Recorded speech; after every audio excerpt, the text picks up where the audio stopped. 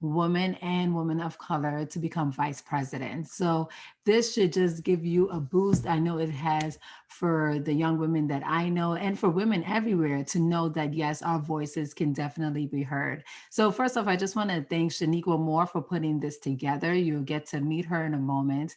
But first, we want to start off with prayer. And I'm going to ask if Angela Goodman, minister from Saved by Grace, can just come on and bless us.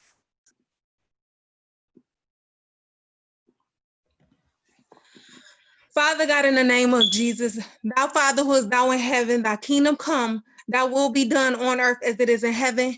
Give us this day our daily bread and forgive us from our debts. We forgive those who trespass against us. But not lead us in temptation, but deliver us from evil, because you are the Father, the kingdom, and the power and the glory.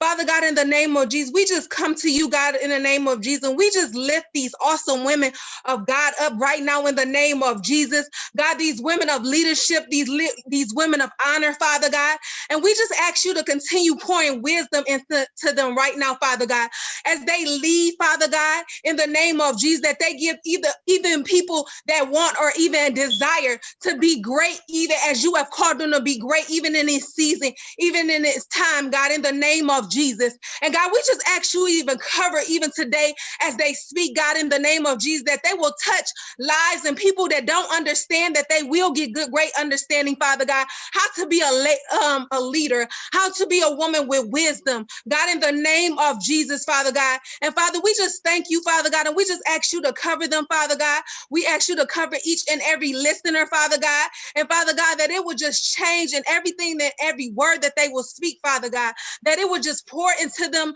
like never before, Father. And Father God, that it would even help women to, Father God, in the name of Jesus, to walk in faith, Father God, to know that they can be the next, God, in line, God, in the name of Jesus, for what you have in store for them. So we just ask you to cover them, and we just thank you, God, and we know that this is going to be awesome, and we're going to move by your word and your faith, Father God, in the name of Jesus, but move by your wisdom. And we just thank you and give you all the praise in Jesus' name. Amen. Amen. A woman with strength in prayer. I felt that prayer. Thank you so much, Minister Angela Goodman, for just opening that up. I just want to introduce myself for those of you who don't know me. I am Veronica Güity, founder of Moms Make It Work.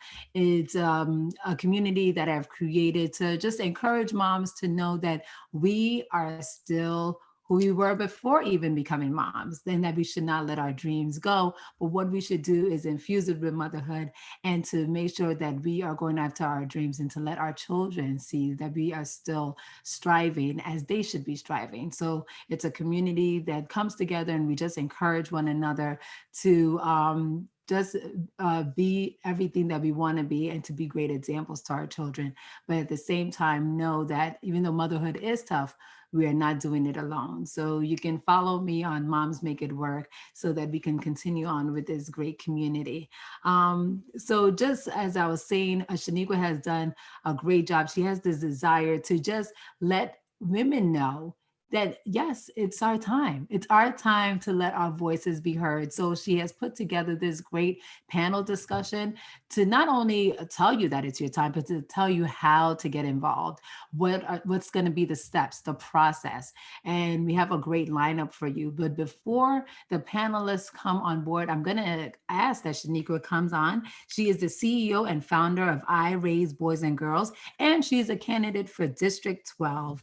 Please welcome Shanequa Moore. Hi, Shanequa. Hi, Veronica. Thank you so much. It's such a pleasure being here with you all. I have not been able to do a live in such a long time because I've been doing a lot of campaigning, but it's great to be back. Good to see all of you that are here with us today, and those of you that will be watching later. Thank you so much for tuning in. Please do us a favor, if you're watching on Facebook, stop right now and share this so that another woman can get the message, because we want to get this message out to as many women as possible. Veronica, my co-host, just mentioned that we had a great presidential turnout last week where Kamala Harris was able to just make history being the first vice president elect, the first woman of color vice president-elect. And that is just so amazing. That has shown us that we can do it as women, that has broken the cycle for women, that has shattered the glass ceiling. And we know that we have to keep the momentum going and that this is just the beginning. So I'm going to start off with some great statistics that I think is going to be very eye-opening and inspiring for us as women. And just to let you know that this leadership summit is not just for women running for office. This leadership summit is for all women, whether you're aspiring to being leadership positions, whether you're a woman in the church, whether you're a woman in business, whether you're a woman that wants to run for office. This is to push all women to take that next step, whatever that is in your life, and to inspire you and to let you know that, yes, you can do it too. So the sky is the limit and our moment is here. So I'm going to start off with a few statistics before we bring our panelist speakers on.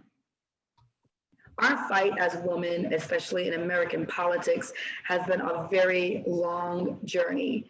It started back in 1848. This was during the first Women's Rights Convention, and this took place actually in New York. So it started out in New York, and most of us here that are panelists are from New York.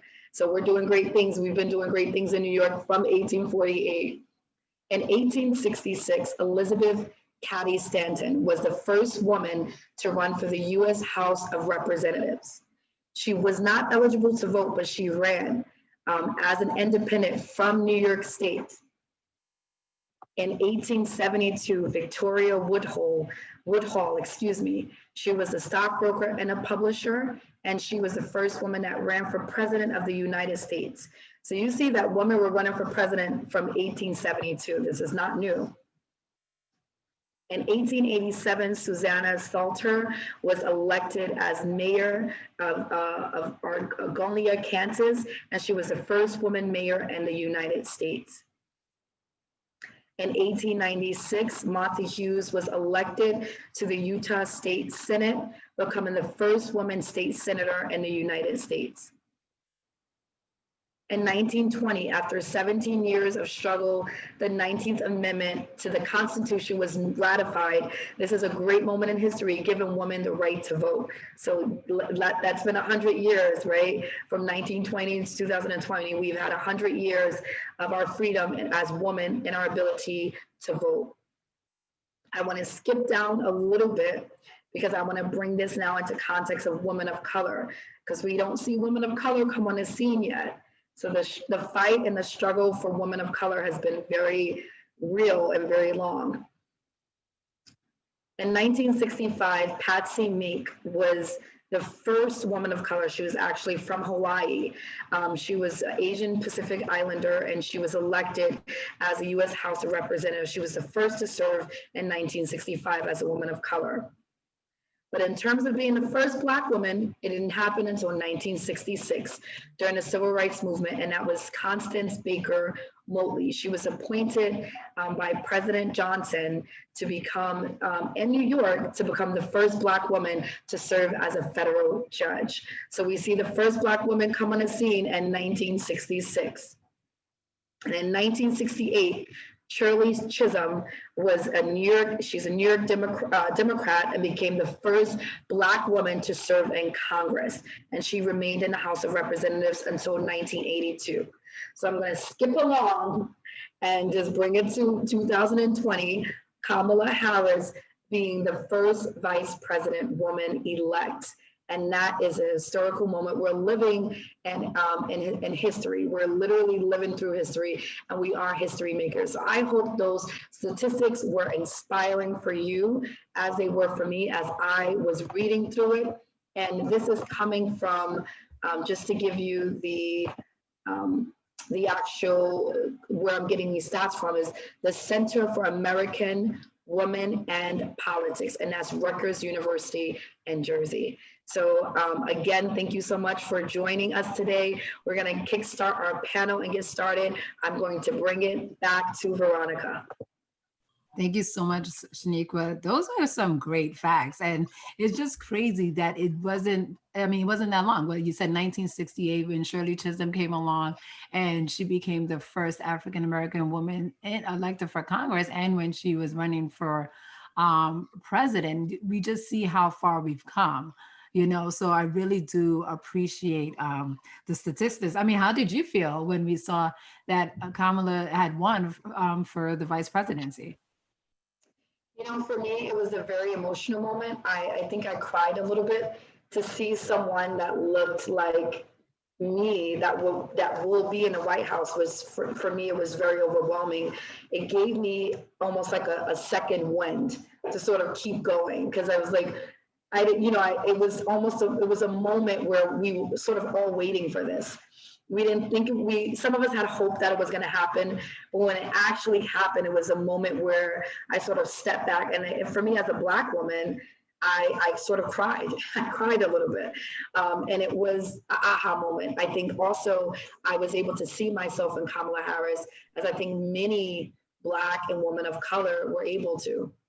And yes, you're right. For me, and we all have different views of policies, and I know that's what people are going back. But I was like, what, we do have to take a moment to recognize that it is history in the making, and that our children needed to see someone in leadership.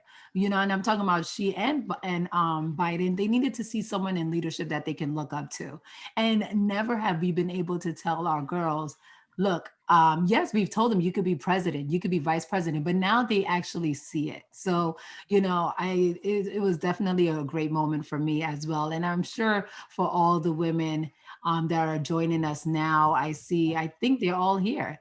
So we can go ahead and we can get started with the women who are here. So what I'm going to do, I'm going to say your names, and then I'm going to let everyone introduce themselves. Just give a short bio of who you are, and then when you think of the topic, every woman can.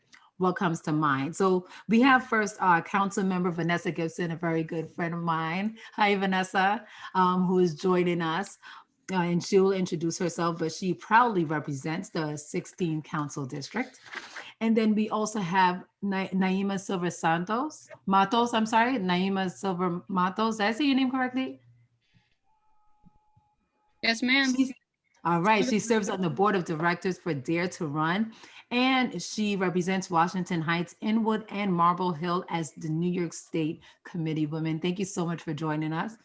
And then we have Sheba Simpson, who is from Harlem. She's lived in Harlem most of her life. And she is also going to be running for council, I believe, right, Sheba? Yes. She's going to be running in her town of Harlem. And they will all tell us a little bit about themselves. We'll start off with Vanessa. Hey, Veronica. Good afternoon, ladies. Hi, good afternoon. Good to see you. Hi, everyone. Hey, Shanequa. Hey, Sheba. It's so good to see all of you. Blessed Saturday. I'm sorry I came on late. I'm running around on Saturday. You know how I know. So we're grateful for you being here. Grateful to be here with all of you to just provide my input and certainly my story currently as a New York City Council member. So when I think about every woman can, I am always encouraged and empowered. As women and women of color, we must continue to stand in our purpose and recognize that God is using us as an instrument to help so many other young ladies, and what I like to say, young queens, our young queens that dare to dream and dare to hope that they too can become vice president of the United States. That's right. Oh my God, I am overjoyed, and I'm so grateful to see a sister, Kamala Harris, a young woman that looks like us, rise to this level. The audacity of Joe Biden to nominate a woman of color to be his partner in the White House. It gives every young lady across America hope that we continue to shatter glass ceilings in 2020. And we will continue to do that and break down barriers. So I am currently a New York City Council member. I represent District 16 in the West Bronx. I've been in the council for 7 years. I have one more year left before I finish and complete my 2 terms. Because of term limits, but God spoke to me and put it on my heart that it is time for change and new leadership. And just like we see a Kamala Harris and a Tish James as our first African-American female attorney general, Darcel Clark is our first African-American female district attorney in the Bronx, and so many other women that have paved the way, Shirley Chisholm and Mary Pinkett. We stand on these broad shoulders. They had their time, and now it's our time. It's our season. We have to do this work for the next generation. And so a lot of times people will tell you, it's not your time.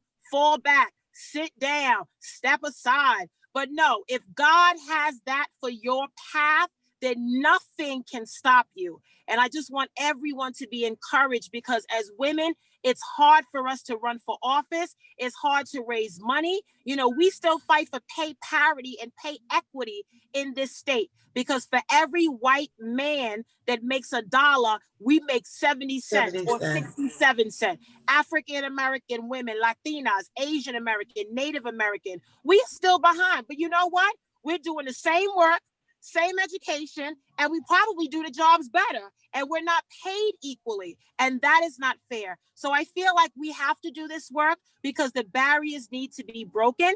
And I am a candidate running for Bronx Borough President in the election next June, 2021. I'm excited. It is an opportunity. Just to even be considered is a blessing. But I look at our women, our essential workers, the frontline workers, the nurses, the doctors, the educators, the teachers, the frontline workers that have been out in the community during the pandemic, saving lives while putting themselves at risk. We have to fight for them, and we have to be their voice. A lot of times there are people out there that don't see government working on their behalf. They don't believe, they've lost hope. They live in isolation. They are suicidal. They're dealing with mental illnesses. We have been traumatized by COVID. But when I see you, Veronica, a working mother, a wife, raising your boys and your girls, and just really doing everything, moms make it work. Moms make it work. Women make it work. Black women make it work. Latinas make it work. And we have to keep doing this work. So I'm encouraged. I look forward to today's conversation. And I just wanted to come on and just say hi to every one of you. All the work that we've done in the city council, we're not done yet. This is our time to shine, ladies. We are only here for a time, a reason, and a season. Let our season be meaningful and productive and a lasting legacy for generations to come. So God bless you guys. Amen to that. Thank you so much, Vanessa. Thank you. Up next, we have Nayma Silver. If you could just come on and tell us a bit about yourself, and when you think of Every Woman Can, what comes to mind? Hello, ladies. Good afternoon. Good afternoon. Thank you so much. So that was wonderful. You know, I love learning from other people and finding connections and all of our different experiences. So one thing that really stood out from what Councilwoman Gibson said was, you know, stand in our purpose. God is using us as instruments, and that last line of "we're here only for a time, a reason, a season." That is very powerful, because it's a reminder that we as human beings don't live forever. And so, you know, we have to make decisions in a timely manner, keeping in mind that tomorrow's not always promised, you know? So my name is Nayma Silver-Matos. It is an honor to be here. I represent Washington Heights, Inwood, and Marble Hill as the state committee woman. It is a volunteer elected position, specifically within the Democratic Party. And it's something that I'm very proud of, and it's not really about the title, because it's the title. It doesn't bring an office, it doesn't bring a budget, it doesn't bring staff, right? But I'm still able to host workshops on mental health, on how to apply to high school, on, you know, how do you apply to college, on how do you access different resources. So, you know, you make it work. Leadership is really about doing the work. You can have the title or not, but it's really about doing the work. And so for me, that's the way I see leadership in action. Actions over words are always the most powerful. And so that's what I've been doing in terms of serving my community uptown, just leading behind the scenes, leading without taking pictures and videos of everything, just serving my community. And then as you're involved in politics and as you're involved in the world and you learn how things are, you realize, hey, you do have to document the things you do so that people do know what it is. You can't just do everything out of the goodness of your heart. And, you know, hopefully when the time comes, people will know about it. For me, it was a struggle to get comfortable with promoting the work that I do, because I am a woman of Christian faith. Specifically, I believe in Jesus Christ, and Jesus teaches us that, you know, you don't have to let your left hand know what your right hand is doing. And specifically that when you are out there in the world doing things, don't do them for the glory that other people can give to you. So don't do it for the praise that comes from other people. Don't do it for that. Don't do it for the outside. Do it because you believe in what you're doing, because it's going to serve and help other people. And so that has always been my internal philosophy and guiding principle. And so that guiding principle clashes with politics. It clashes with the way that things are done in politics. It clashes with the marketing that you have to do, not just in politics, but even if you're running a nonprofit, you do have to promote the work that you're doing so that, you know, funders, so that new participants, you know, so new partnerships can come about. So for me, I guess I'm starting with a challenge instead of sharing about myself. A challenge was that making that transition of understanding, you know, my own personal philosophy about just doing the work for the sake of doing the work, because to me, I've always just been, I have been called just to, I think I have the spirit of service. That's part of what I have. And so making that transition in public office is still a learning experience for me, but I'm welcoming it. And so one of the things that I am also very proud of to share in terms of bio is that I'm a board member for Dare to Run, which is a national nonprofit, nonpartisan organization that trains women to run for office at different levels. And I am super proud of being part of this organization, especially because I went through the training program as part of the first cohort. And I can testify that the program is truly very thorough and very extensive in terms of what they cover. So if you're a woman that is interested in running for office, or interested in supporting other women who are running for office, or you just want to learn a little bit more about what is this women in politics, because it is more of a hot topic now, I invite you to go visit daretorun.org. And it's literally dare to DARETORUN.org. And you're going to see that it is such an extensive training program. It covers everything in the realm of preparing to run for office. So excited to be here, and I look forward to contributing in this conversation. Thank you so much. Thank you so much, Nayma. And we'll definitely get back to that challenge, because I could understand what you're saying. But we appreciate your service, and I know that God appreciates it as well. So thank you so much. Sheba, how are you? Hi, everybody. Hi, tell us a little bit about yourself and what do you think about when you hear the term "every woman can"? Every woman can means that you can do whatever you put your mind to. As a person who is the only girl of five, I had to learn.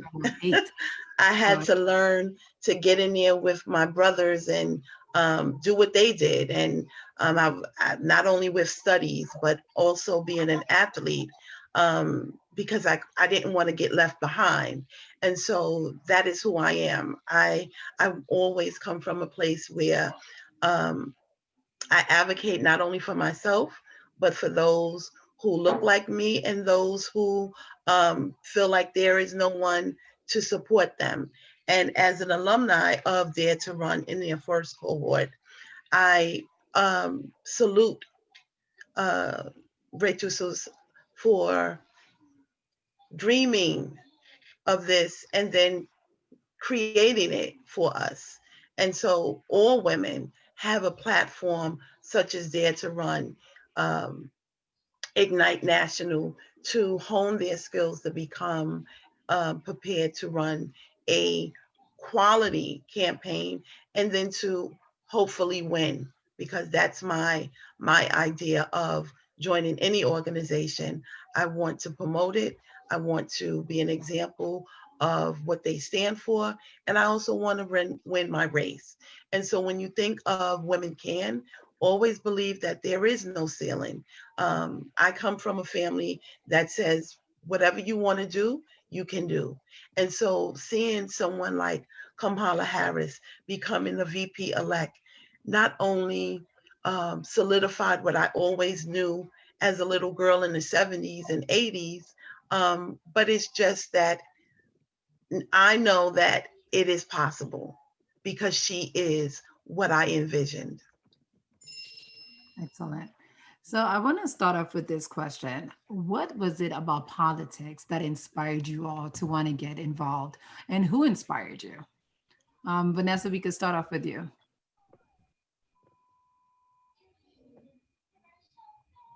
Okay.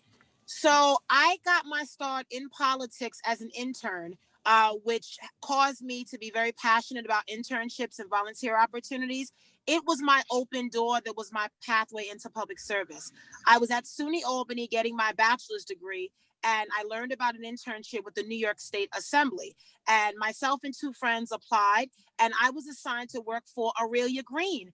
And I'm not a native of the Bronx, and I knew nothing about Albany, about, the legislature. And I ended up being really immersed in state government because Mrs. Green was the type to give you all the chances you needed. So she took me under her wing as an intern. I was a college senior, and she allowed me a space to meet elected officials, to represent her. I put her calendar together, her political agenda. She chaired the banking committee. She did consumer affairs work. She was one of the most influential African-American women in the state assembly. She was loved.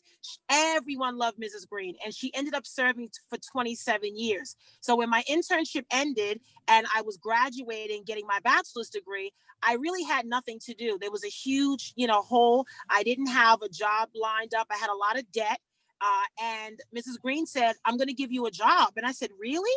And she says, yeah, this internship has been great. I appreciate everything you've done for me. And I want to see you grow. I've watched you work. I like what you're doing. And I really believe that this is something that God is calling you to. And, just like our sister said, my boss was a praying woman. So she prayed about everything to solve her problems, to help her out. So she said, no, I've prayed on this and I know that God is using you.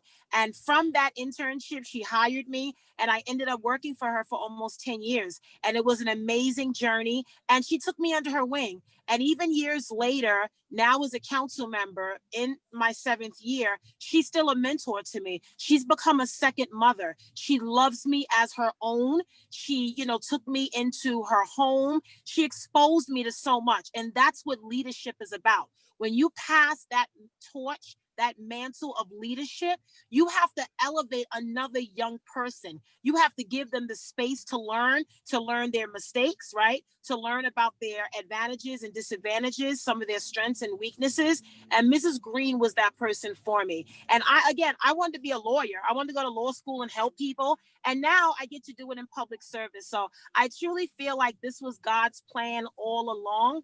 And, every step of the way in your career, there's somebody that will come in your space that will be there to help you. And for me, it was Mrs. Green. And again, I didn't know that she would come into my life, but I am so grateful that she did because she's still there. She still holds my hand. She still prays for me. She prays over me, and she only wants my success. Every young lady and every little girl needs a mentor, needs someone that loves them, that supports them, that encourages you, that empowers you, that believes in you, that is that listening ear. And that's what I aspire to be for other young ladies because Mrs. Green did that for me. And if I could be half the elected that she was in her lifetime, I know that I've done a good job. And so that was my introduction to politics. I grew in, her space, working for her. Ultimately, I ran for her seat. And I didn't even think I was qualified to run. And you know what she said to me? She said, I have trained you. I have given you all the tools you need, and you are ready. She thought I was ready more than I did. And sometimes as women, you know, we have to be our number one fans. We have to encourage each other, encourage ourselves. But sometimes when you have that one person in your corner that's just with you, that has your back, they're critical, they critique you as they should, but they never leave your side. That's what every young lady needs. And I'm so grateful for Mrs. Green that, you know, I honor her. I salute her. I thank God for her. And, you know, again, I stepped into her shoes. Her shoes were very, very big, but it allowed me a chance to create my own footprints in history. And that's what all of us have to do. Our ancestors paved the way so that not only will we follow in their footsteps, but we will create our own footsteps for someone else to follow. And for those who don't know, Ms. Aurelia Green actually served as the deputy borough president for many years. Yes, she did.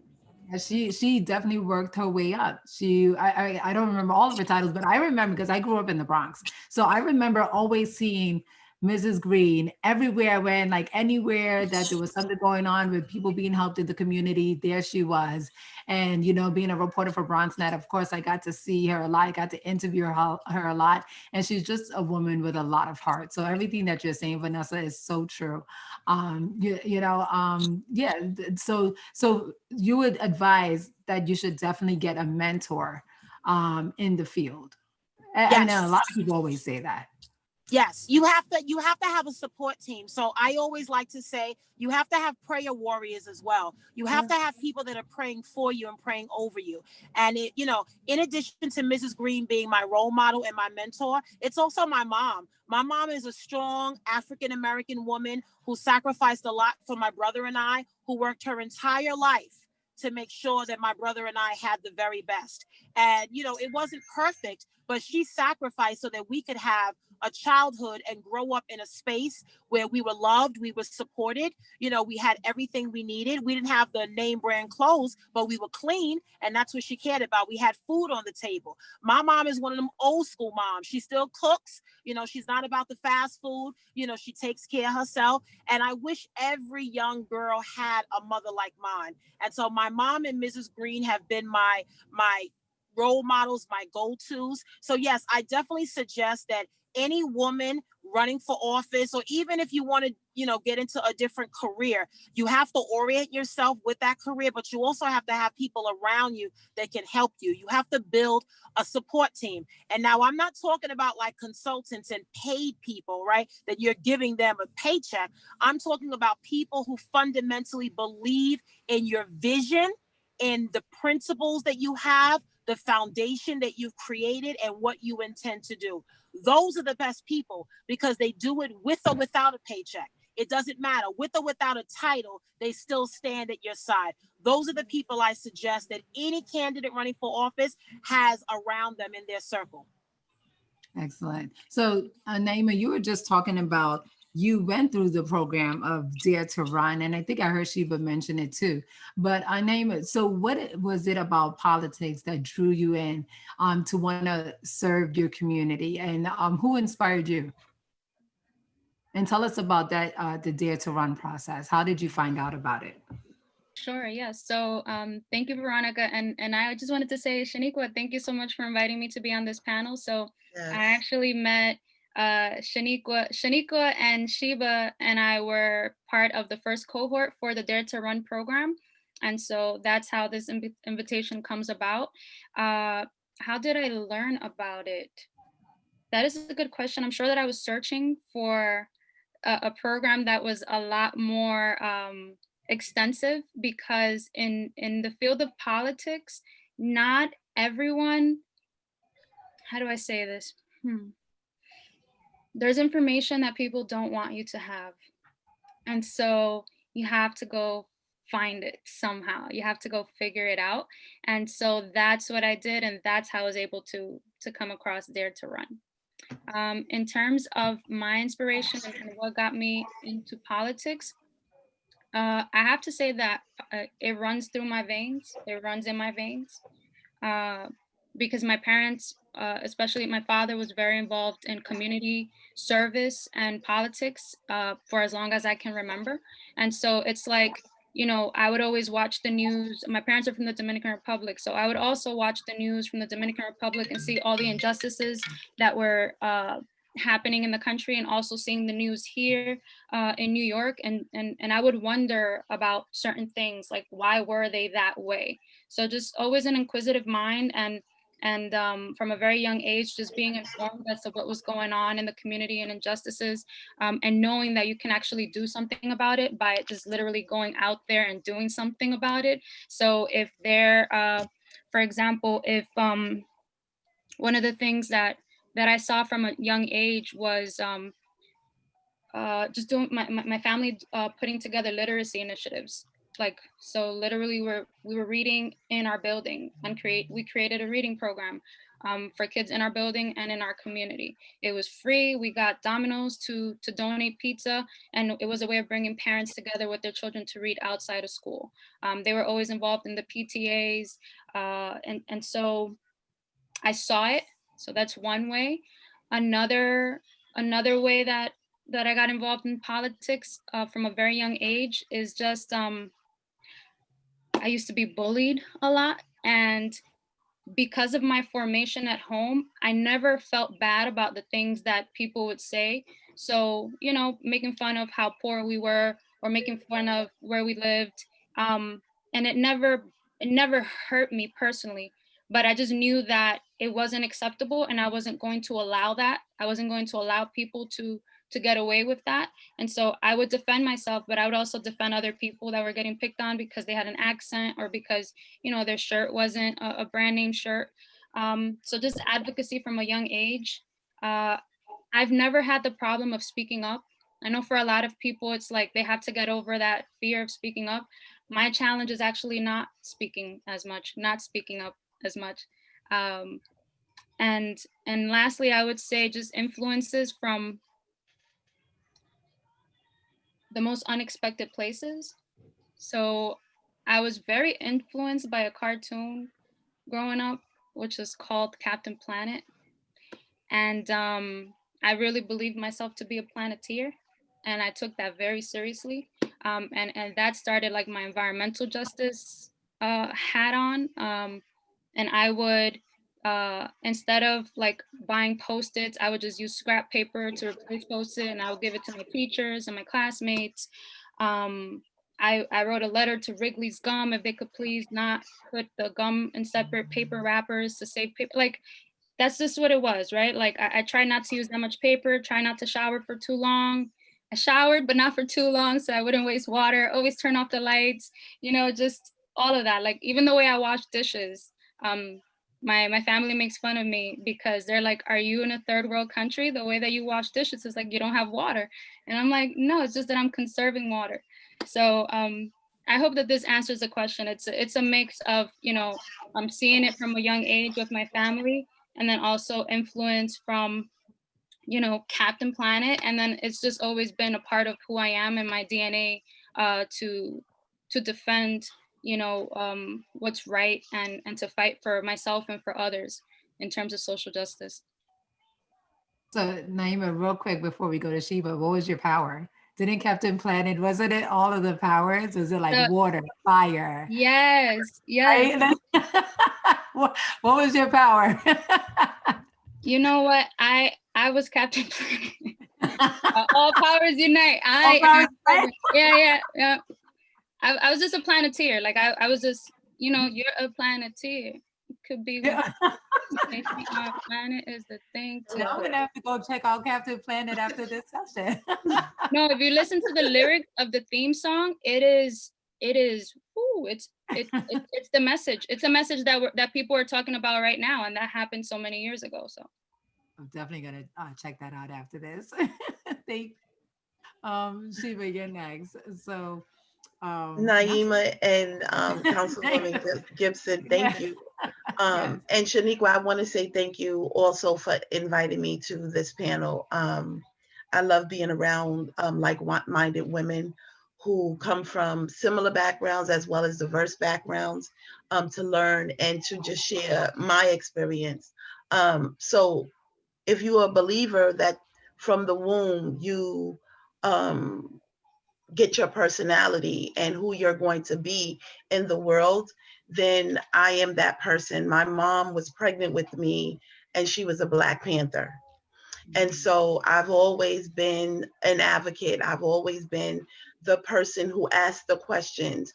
And I was always the person demonized for standing up and asking questions. For example, in religion class, they said Jesus looked like me. I'm in the image of Jesus. And I said, well, Jesus has blonde hair, blue eyes. And I look nothing like, well, my hair is blonde now. But as a kid, it was Black. And so I wanted to know, what does that really mean? And so it was always shut up and just accept. And I was never that person who wanted to assimilate, because I always thought of the word assimilate. And the first 3 letters is ass. And I was like, in my mind, I'll be an ass to assimilate, because then where does my individuality come from? And so politics has not been the center of our lives in my home, but as an educator in the New York City Department of Education, it is politics. I don't care what anyone says. The New York City Council determines the budget that then translates into the New York City Department of Education. And so I have always taught in the South Bronx. Out of the 22 years I've worked there, 21 of those years. And I've seen how kids who have such great potential and have skills and natural abilities that are not manifested because of the services they're not given. And I've always been the person that said, there is no achievement gap, there is an opportunity gap, because our children in the South Bronx and in Harlem and in Brownsville, they don't get the services and the opportunities that they should. And so what do you do with that? Do you continue to be the subversive in a system that you want to believe in, but you see every day the children who look like you being disenfranchised and the families? So when I say politics is being in a system like the Department of Education, is because people like me are often silenced and not promoted, because of I am a true advocate for families. So when I say that I've been in this system for 22 years, it's because of the relationships that I have with my students and their families. It's not because of the relationships I've had mostly with adults who work within the system.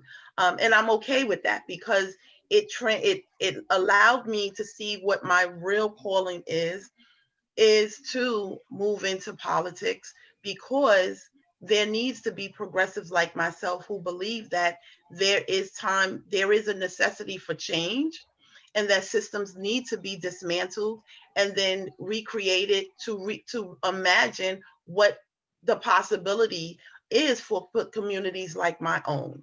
And so politics is not who I am.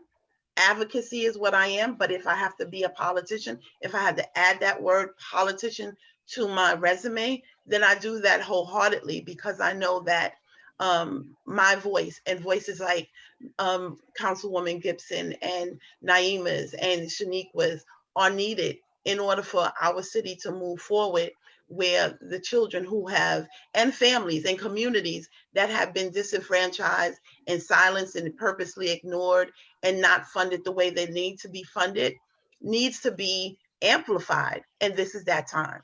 And so politics is not what I wanted to be. A politician is not what I wanted to be, but it is what God is saying for me to take my position and walk in my assignment that he or she has given me. And so that's what I'm doing. It's amazing, Sheba. Thank you so much. And I love the fact that you, since you were a kid, you sort of knew that this was something in you. You were always an advocate. And it seems like this is the resounding theme between all the women here, is that this was something that lived in you. You always knew what your purpose has been in life, and you're walking in it. And that is absolutely amazing. I think we're having a good time just getting to know our panelists and getting to know more about your backgrounds and how you started. We're going to move on to the next question, starting with Councilwoman Gibson, and that is, what was it that finally gave you the courage to run for office? I know you mentioned your role model and the person that was responsible for mentoring you and your mom, but what was that moment, the aha moment that gave you the courage to finally run? So a lot of it was really about soul searching and what I fundamentally believe that God wanted me to do, because you have to run for office for yourself. You cannot run because everyone says, oh, girl, you got this, we'll be with you. Because at the end of the day, the same people that are in your face that say you got this are the ones that will disappear. And then you turn around, you look left, you look right, and they're not there. And at the end of the day, as the candidate, you are the one responsible for doing the work. You are the one that voters will elect, that put their confidence in. And ultimately, it's all about what you are capable of doing and the coalition you build. So although I had a little bit of an advantage because I worked for Aurelia Green as her intern and then her legislative aide, ultimately rising to her office manager, I still had to campaign as a candidate.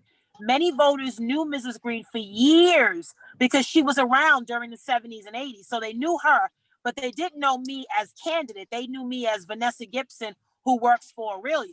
So number one, I had to differentiate myself as a candidate. I had to establish myself.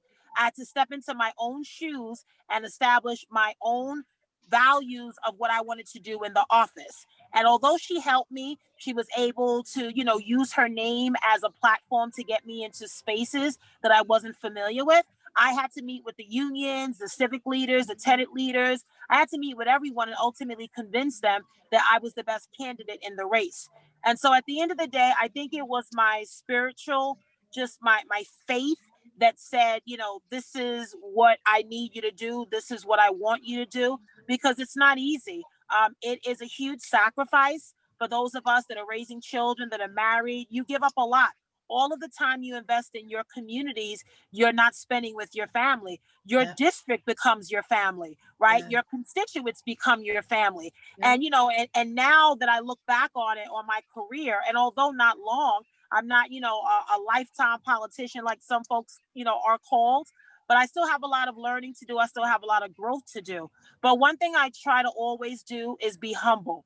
Someone said to me years ago, well, they said a lot of things, but one thing that resonates with me is that you have to be humble and you should never change. So at the end of the day, no matter what title that I have in front of my name, I am reminded every day that I'm a child of God.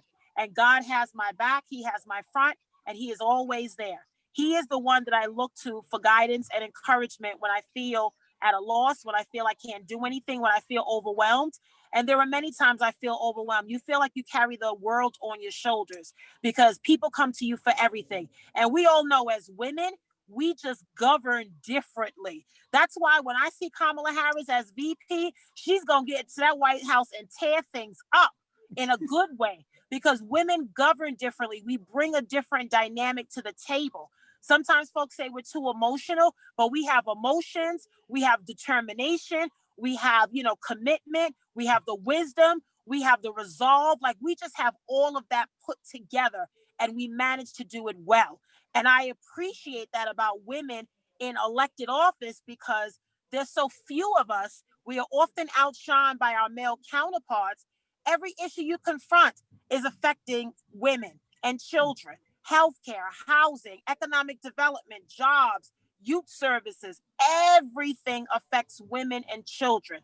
And so it means that we can be the voices of reason, the voices of balance at a lot of times, right? When there is no balance. And so, putting all of that together, it's really important that you find that one thing. If it's, your spiritual connection to God, if it's your prayer warrior, if it's your children, whatever it is that you feel is something that you need to confirm that this is the right thing to do, then use that. Use that to your advantage, because again, there are a lot of people that run for office for all the wrong reasons. You have to run for the right reason, because you believe that you can be the one that can make change, that can be the change. They can make a difference. They can be the difference. They can try to come into government and make a change. We're change agents. Government's not perfect, but as people come and go in office, they are changing government every day. And government is going to respond to people in a more aggressive way because of elected officials of color and women that are demanding that change. Amazing. Thank you so much for that, Councilwoman. That was amazing. I was trying to take notes. You were giving us a lot of nuggets. Let me see if I can go back a little bit. First of all, I love what you said about your faith, like that leading you and that being your inspiration to go, and that being what kept you throughout your journey in office. I think most of us that are here or listening we have faith in God or some kind of faith. And I think that is important to highlight. The fact that you did not hide that and that you don't hide that is amazing. You're sticking to your values. I also love what you said about the fact that you had to start campaigning as your own. You had to come into your own. So although you had, this person that was mentoring you, Mrs. Green, you still had to walk into your own. You took on the mantle, but at that point, you had to now come into your own identity. And I think that's amazing. And that's a lesson learned for all of us, those that are seeking to run for office or those of us that are in leadership positions, is although we've served, now we have to walk into who God has called us to be. I love that. I also love what you said about women bringing in a new perspective, a different perspective. Women, when we get in office, especially women of color, I think there is something magical about us. We just know how to multitask. We know how to carry so much. We know how to get the job done at all costs. And having women leadership in office and having that representation is so important. Like Councilwoman Gibson said, that anything that has to do with our society, women are affected by it, children are affected by it. So when women are in office, we're lifting up those issues, we're lifting up those concerns. And I just wanted to echo that, Councilwoman. I thought that was absolutely excellent that you brought that to the forefront. So now we're gonna move on to Nayma. Tell us, what was it that gave you the strength? I know you are now an elected official as state county woman. What was it that finally gave you the strength to run for that position in your life? Ladies, answering this question, I appreciate how Councilwoman Gibson answered the question, because she's ready to answer these questions, and I wish that I can give answers that were a lot more, that are like so succinct, or like just like this. I was thinking about my involvement in politics a few days ago, and I wrote something, so I just pulled it up because that way I can give you a good, clear answer. Because for me, it wasn't like one particular moment, it's just been a process. Particularly because I've always understood that politics is a life of sacrifice. I have not seen politics as the glitz and glamour that a lot of people see it to be right now. And that's why a lot of people are also inspired, which is what the Councilwoman said. A lot of people run for the wrong reasons because of what they're trying to get out of it, or or just pure ego. And so for me,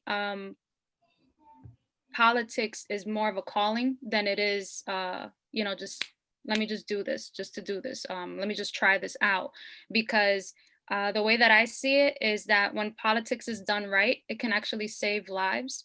And so for me, I see myself more as I get involved in order to have some of the right type of people in politics, in the right place, at the right time, to protect the community or protect communities when certain policies want to be passed down the pipeline, right? Or when certain laws are being pushed, and you need someone to be in office to say, no, we're not doing this. Because if we say yes to this, it's going to affect the people that have been living here in this way, and it's going to affect the kids, and it's going to affect the water and the food and the air. It's going to do all of this, and I'm going to say no to that policy. But you need to have a person of the right character to be in the right place at the right time, which sometimes requires you to be in a political office so that you can make that decision and say no when you need to say no and say yes when it needs to be said, not because it's in my best interest as a person, as an elected official, but it's because it's in the best interest of the community.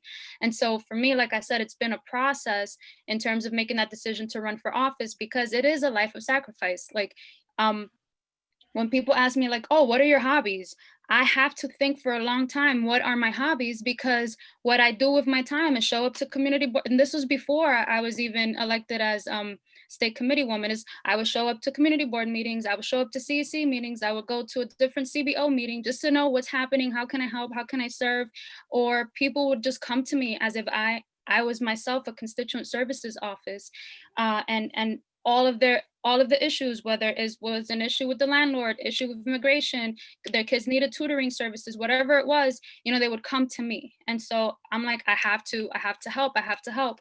So with all of that said, I understood the weight of being involved in politics. And so I was on the fence for a long time, because like Sheba, I've never been the person to hold my tongue when it comes to speaking truth to power.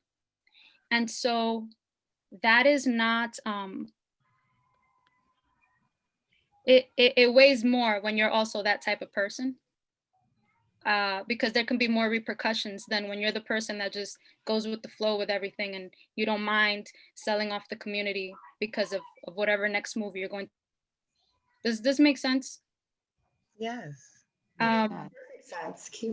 So I guess I'm explaining the process for me and how I think about things and how I process things when it comes to, or when it came to making that decision to, all right, let me put myself out there and let me run for office, because I do believe that I am the person that's going to stand strong when it's time to make the key decisions, the hard decisions that are going to have a long-term impact in my community. I'm ready to say no when it's necessary and to say yes when it's necessary, and to push other people towards certain policies that are going to be in the interest of the community at large, not what's going to be in my best interest, because I have a different philosophy in politics. I actually do not want to be a career politician. So like, God, you let me know what you want me to do, but I'd rather not be, because I see that as limiting in a way, because then you, oh my gosh, I feel like I'm talking a lot, but it really is a sacrifice. Like you can't be your full self when you're involved in politics. At least that has been something that I've observed, because it's politics. So you have to be very measured. You have to be, there's so many things, right? You have to think twice about whatever it is that you're going to do, because it can be perceived this way. And in politics, optics is everything.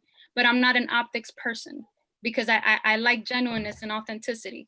So to answer the question, for me, getting involved politically is because politics can save lives. I have seen it firsthand, because we need more of the right people involved to take up space and do the work, because the majority of the people involved are the wrong type of people for the job, but they play a great game of optics. I cannot sit back and let others determine my people's future without an input, without putting up resistance. And at least I have to try to make a difference. And I have to try until I can't try anymore, because it's in my DNA.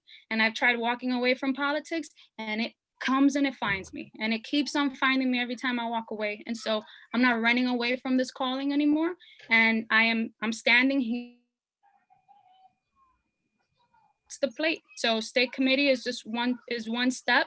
And if my community needs me to serve in a different political office, then that's what I will do, because I'm going to do it to protect my community. But the way that it is for me is just to make sure that I do answer my calling, because I don't want to look back being 80 years old and having that regret of, man, God asked me to do this and I didn't do that, you know? So that's how I made that was the process of making that decision. Wow, that was very powerful, Nayma. You said a lot of things. I think the thing that resonated most with me was, you don't want to be 80 years old and look back and say, I didn't do what I was called to do. You know, there's a saying, and it's really true. If you want to find the most talent, you go to a cemetery, because a lot of people die full and die with so much purpose and so much potential, but never had an opportunity or never went and expressed it in life. And we definitely don't want to do that, women. Those of you that are watching, men and women, but especially women, because we talk ourselves out of it a lot. But we have to, just like Nayma said, embrace the calling, not run from it. Stop thinking that you're not good enough. Stop letting people tell you that it's not your time, as Councilwoman Gibson said earlier, because it is your time. People will talk you out of it. People will tell you to sit down. People will tell you, wait your turn, but it is your turn. If now is not your turn, when will it be? And so I love what you said, Nayma. I also love the fact that you're taking a stand. You mentioned that a few times. You said that you're in it for the right reasons, and that there are people that are in leadership that may not necessarily be in it for the right reasons, but that your intent to serve your people and to take a stand and to do it with character and integrity is something that's missing and something that people are yearning for. People want authenticity. People want true leadership. People want realness. Right. And the fact that you're bringing that to the table and that you have been bringing that to the table is absolutely inspiring and exceptional. So thank you so much for that, Nayma. And going to you, Sheba, last but certainly not least, please tell us, what was it that finally gave you the courage to run for City Council? I just was a person just got tired of seeing the elected officials that myself and along with my community voted for, and the system and did nothing for my community. It did not get better. So I left New York because I was priced out in 2010 because of the rent was skyrocketing in Harlem.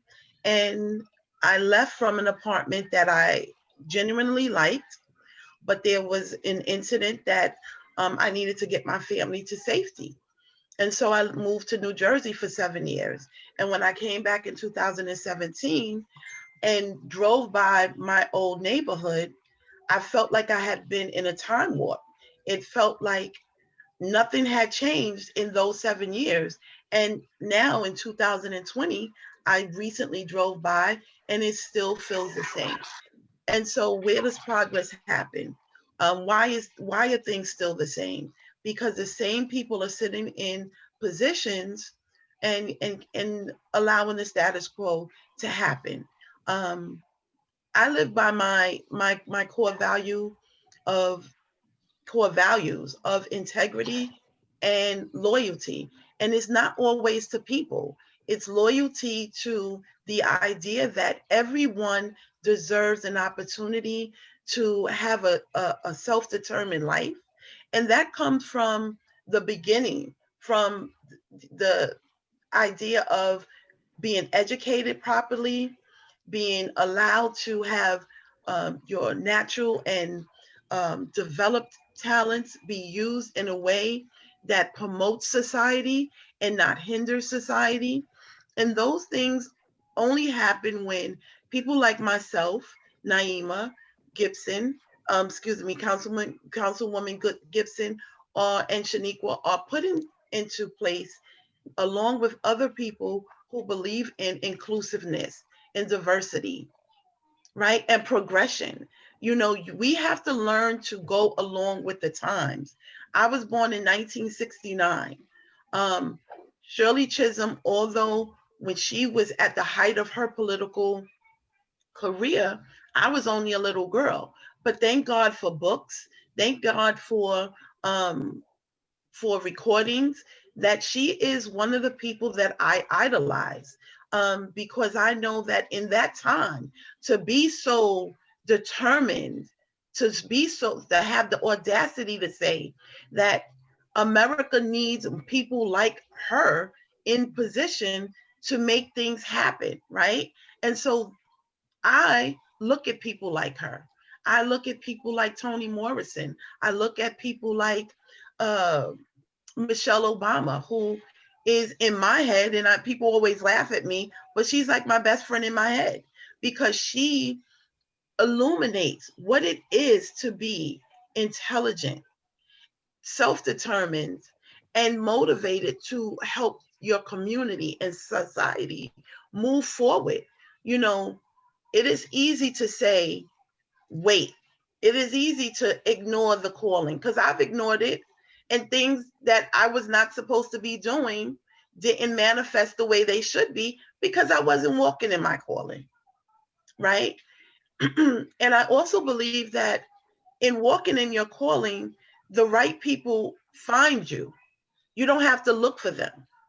I've been given the opportunity to meet people that I would have never met if I had been allowed to become a principal, because then I would have only helped 200, 300, 400 children, right?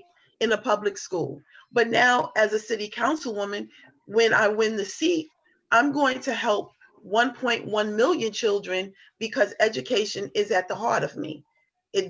That'll never go away, whatever title that I hold.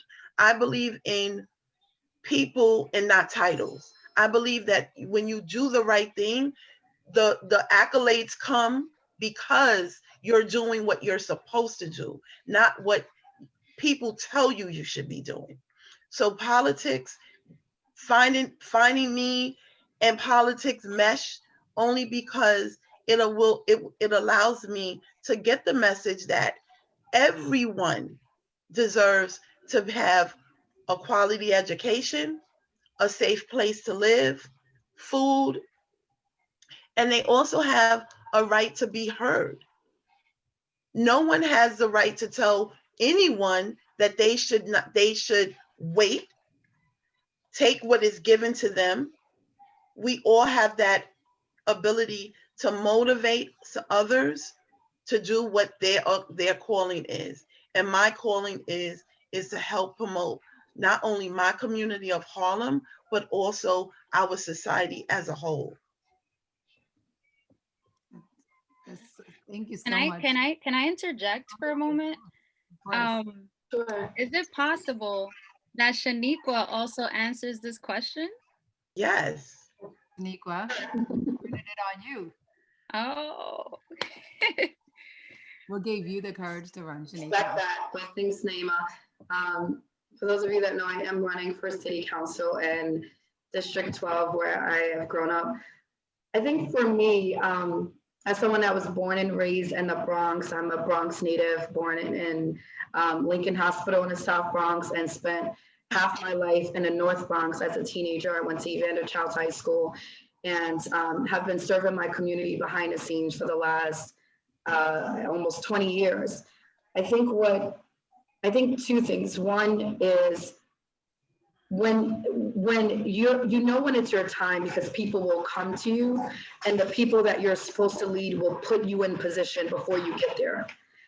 That's one. I think the second is watching a lot of in the Bronx. We're out of all the boroughs in New York City, we have the lowest in terms of resources, the lowest in terms of education attainment, quality education, housing, affordable housing. Our schools are crowded. There's so many issues that are going on in the Bronx itself. And me watching that, not just watching it, but living it from the time that I was a child, growing up in public schools, growing up in a dysfunctional family, being a single mother, and just seeing all of the things that I've lived through, that my brothers have lived through, my sisters, my nephews, my nieces are living through, and seeing when will it stop? And realizing that I am one of the answers to that. Sometimes we're looking for the solution, and we're looking around us trying to figure out who is it. And sometimes it's you, and you don't even realize it. So I think that for me, it was just a matter of realizing that I was one of those solutions to what needed to be solved, what needed to be done in my own community. The fact that I have lived through it myself, and the fact that I have a passion for it, just like all of the women have been saying on this panel, is that this is something that I've been born with, like this passion to lead. My mother will tell you from the age of 2 years old, I was cleaning the kitchen and I was doing everyone's chores, and I did not get their allowances. And I have 6 sisters and brothers, but I was doing everyone's chores. I was always serving. So serving was who I was. It wasn't something I was trying to be. So I was always a servant. I have served in so many capacities. So it was the moment. When the moment finally came, it was like, you just sort of knew it was a go. And in my spirit, and as someone that's a faith believer, I felt like it was time to go. And I didn't want to be, like Nayma said, 80 years old, looking back and saying, now when you were 33 years old and that moment or opportunity opened and you knew you should have taken it because I was calling you into it, not because you wanted it to do it, because it was my purpose for you, why didn't you take it? And so that was my aha moment, and that's what gave me the strength to finally run. And thank you, Nayma, for that question. I'm trying to make this about you wonderful ladies. No, but I noticed that. Oh. I'm like, wait, we've been answering all these questions this whole time, and Shanequa has not answered any of them. So this is what I do sometimes, you know, like let's change it up a little bit. So thank you. Absolutely. Thank you so much for asking that question. And for those of you that don't know, I am also alumni of Dare to Run program. I also went through the program with Rochelle, and I'm also alumni of Crew. It's the Civically Re-Engaged Woman, and the president is Sharon Nelson, and she is also a wonderful woman that pushes women into running for office and into leadership positions. So I would encourage you all to check out Crew, CREW, as well as Dare to Run. Back to you, Veronica. Thank you, Shanequa, and thank you just for all the great answers that we've been getting so far. I really hope that everyone who's watching and everyone who's going to be watching, that you're getting some answers here. I know sometimes it seems like it's a lot of information and you don't know, okay, you still come off and you're like, well, then how do I do this? So that's going to be the next question.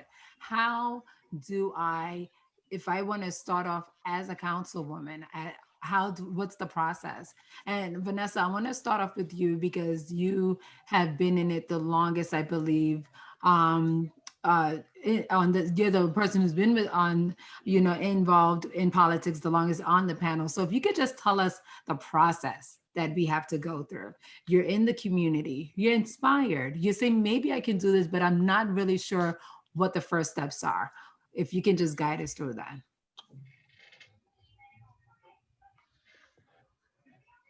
Vanessa?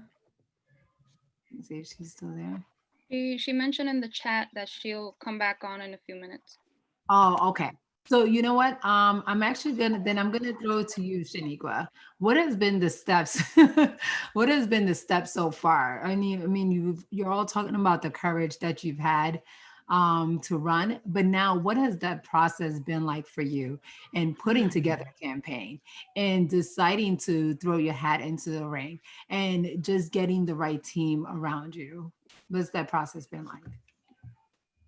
Process I'm very new into it. I've been studying, for those of you that don't know, to be a candidate for the last 2 years. For me, when I knew I had the passion to do it, the next thing I wanted to do was get the formal training. And so I would encourage every woman or any person that wants to run for office to get some kind of formalized training on knowing how to run a campaign. There are so many complexities and layers to it. I think the most important thing is mental pressure. Learning how to deal with mental pressure, learning how to deal with stress, learning how to balance, learning how to encourage yourself while also encouraging others and not giving up. Like I said, I just started running a campaign about maybe a month ago, maybe a month as of today. And it feels like it's been about 6 months. Every day it is waking up. My days are full from the time I wake up to the time I sleep. My days have always been like this. I run a nonprofit. I raise girls and boys. I've been running it for the last 8 years. And I can tell you that running a nonprofit, and I serve about 2,000 families a year, and I have a team of about 200 people that I oversee. And it is nothing compared to this. It is nothing compared. I think the mental pressure, the confidence, knowing that you have to have the confidence. You cannot allow people to talk you out of it. I think that just that in itself, having the confidence, standing firm in it, getting some formalized training. I went through 2 training programs, Crew and Dare to Run. I also took a certificate program at Harvard University, public office program. I think it was last year I studied at Harvard, and I did all of these things. I invested thousands of dollars into studying before I even decided to run. So, and that investment, I had to invest in myself. And I also took another program. It was a woman leadership program. And I would say I probably invested over close to $20,000 before running, just in leadership and learning how to be a better leader and learning how to get the confidence and the skills and the tools I needed to be able to say, I want to run with efficiency. I want to run with skill and strategy.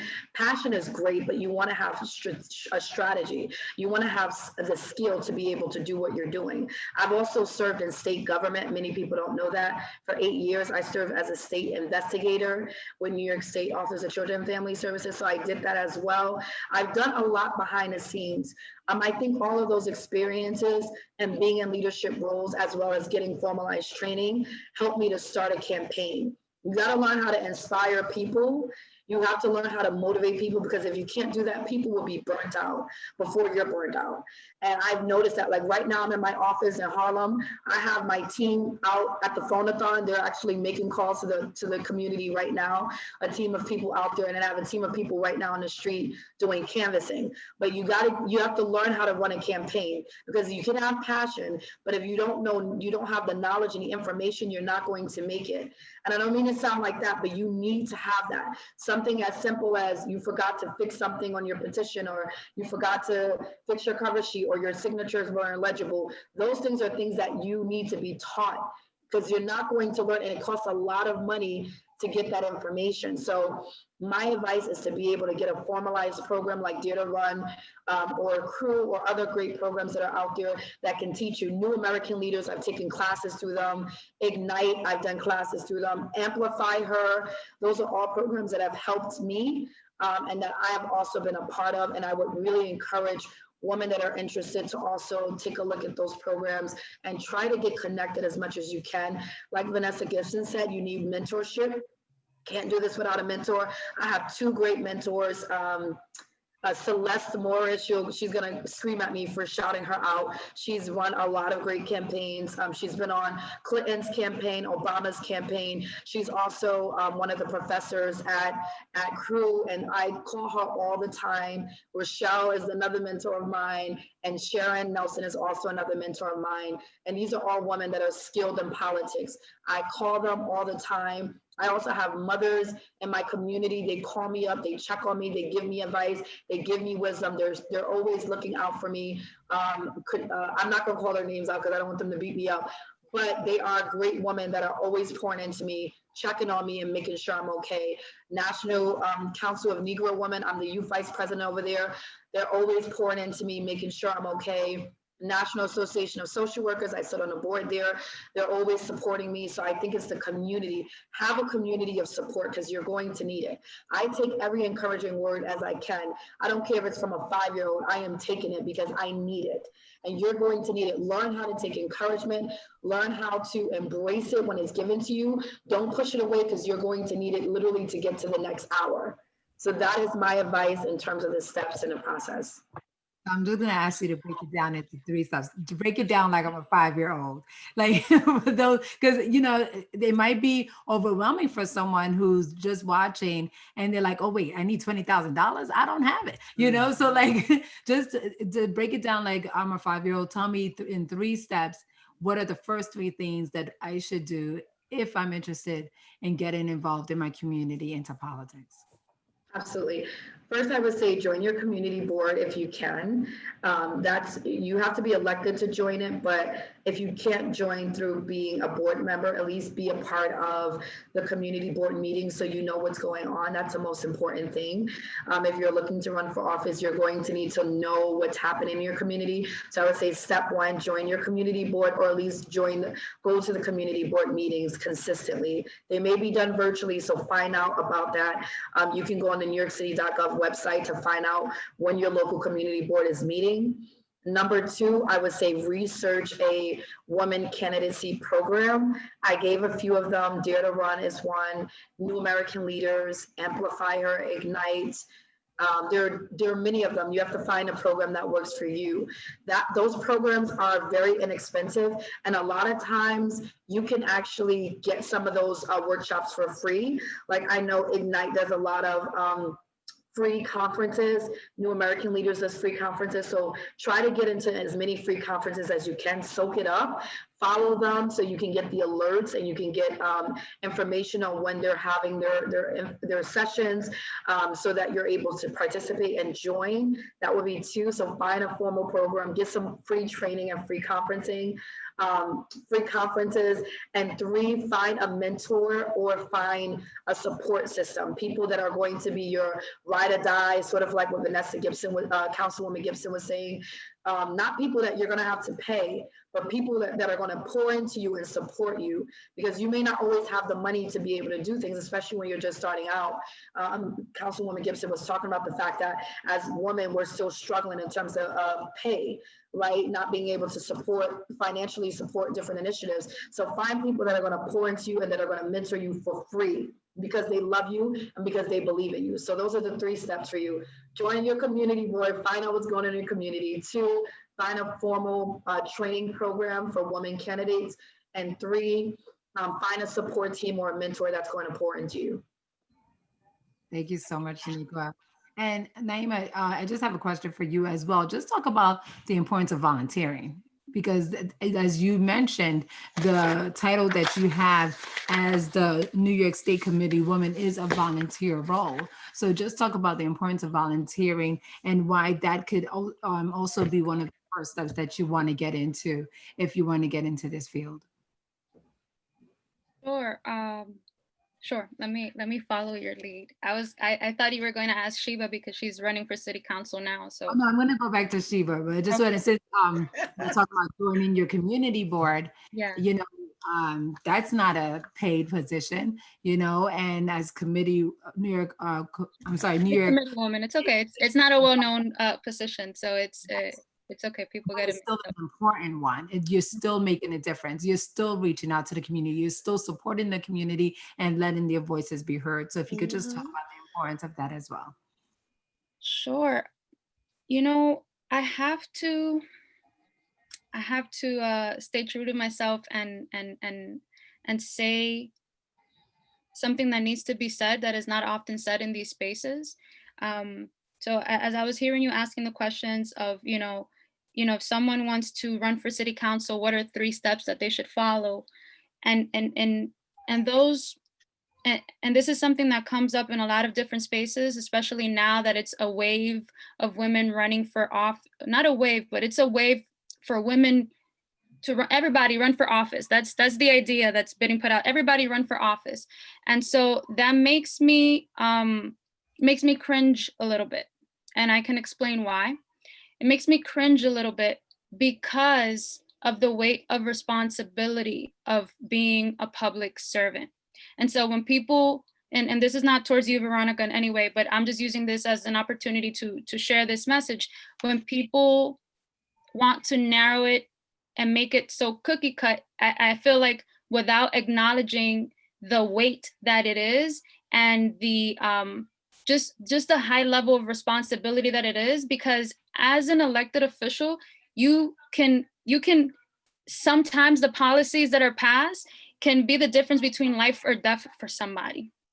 It'll be the difference between having shelter or being evicted, you know? And so this kind of decision is not something that people should take lightly and just say, oh, I have to follow these 5 steps and I'll be able to do it. That's great. No, because we need more people that know who they are, but truly know who they are because they've been through the fire of life, so that you know your character, you know who you are, you know what are your temptations, you know what are your weaknesses, you know what are your strengths. You need to know these things because then you will be tested out in the field of politics. And you don't want to fail in the field of politics, or you don't want to fail when you're in public office, because that has really major repercussions. So it's better that you go through it personally.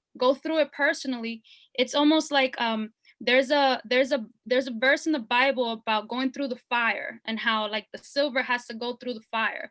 I really do believe we have to go through the fire in life first before we think about running for office, because it just makes us better people. It makes us more conscious leaders, so that when we do make that decision to run for office, it's coming from a centered place and not from an ego place. So I have to say that before anything else.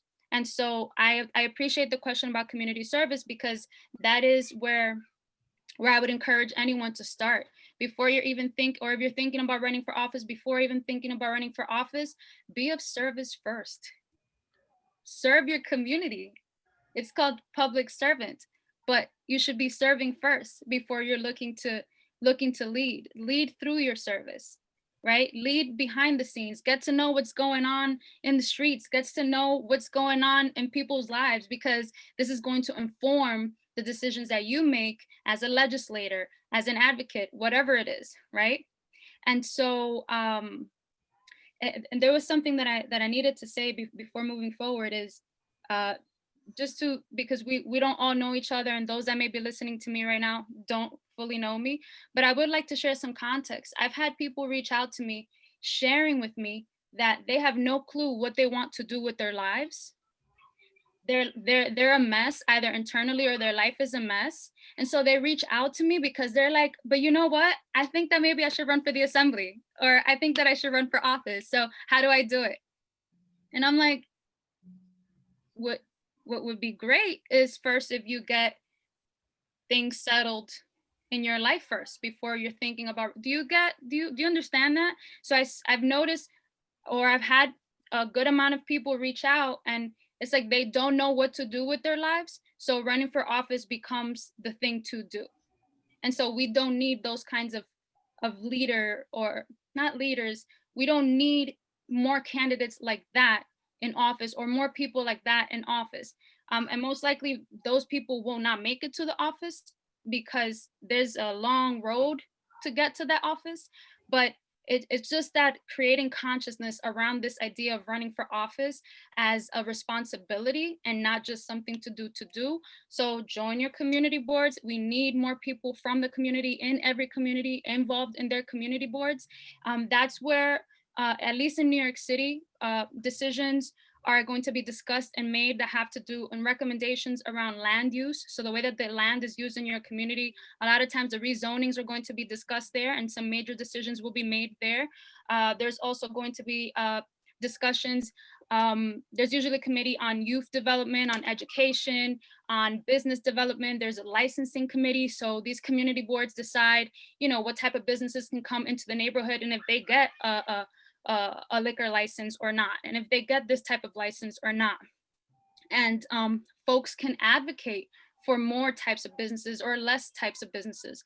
So there's going to be a health committee, right? And you're going to have your local hospitals, senior centers, nursing homes, all of those folks are going to be coming in and giving presentations. So joining a community board, whether it's as a full member or as a public member, is a great way to start. There are other boards. I would encourage people to attend their precinct councils.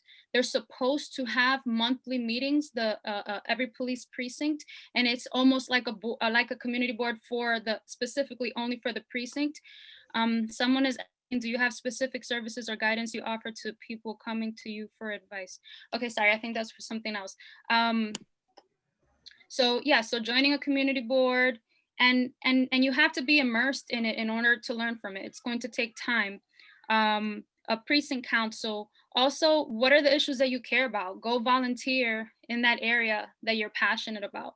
If it's about animal rights, then go volunteer with an organization that's doing that. If you care about the environment, then go find an organization, whether it's through parks or NYPIRG or friends of something, go join and go pull some leaves and go get your hands dirty so that you can feel what it is that's going on in the community.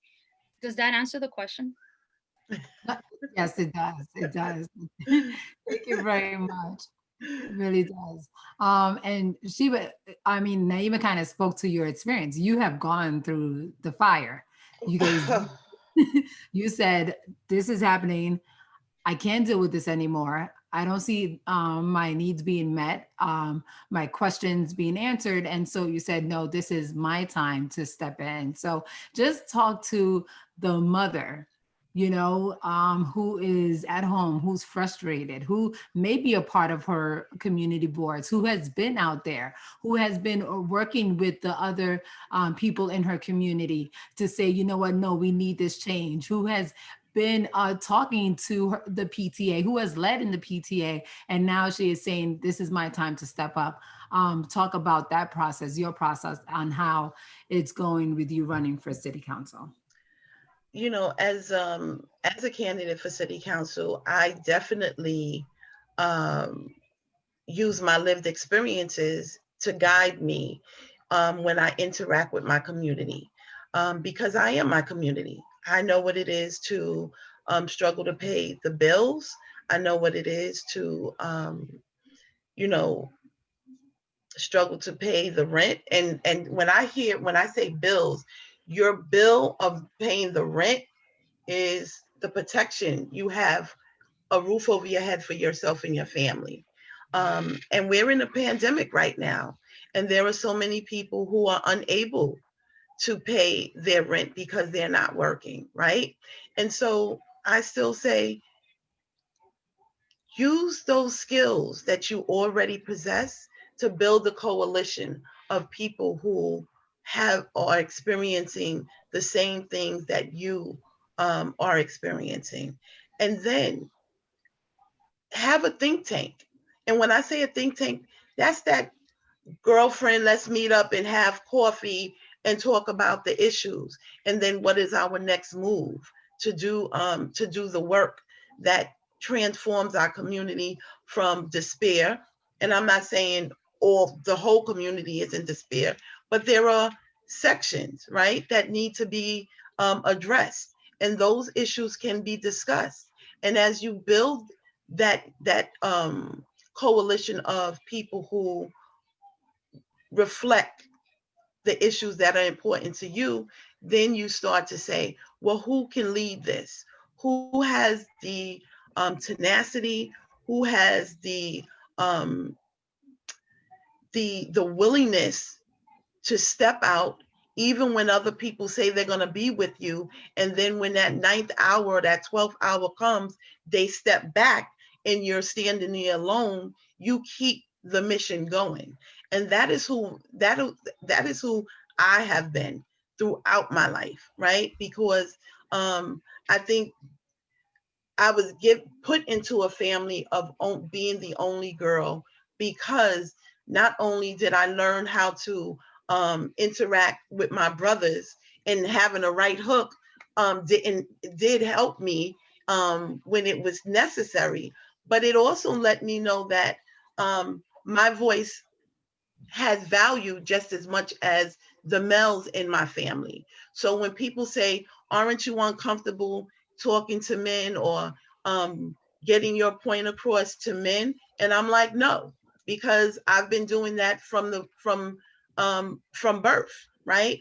I've dealt with men or brothers who were dominant, because I'm literally the middle child. I had 2 older brothers and 2 younger brothers. So I was that connection between older and younger, but then I also had to stand out for myself.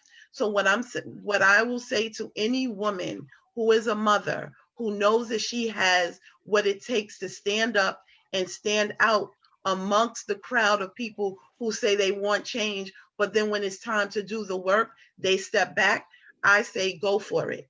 And you will find the people who align with your beliefs, with your strategies, and with your tenacity, and the work will get done.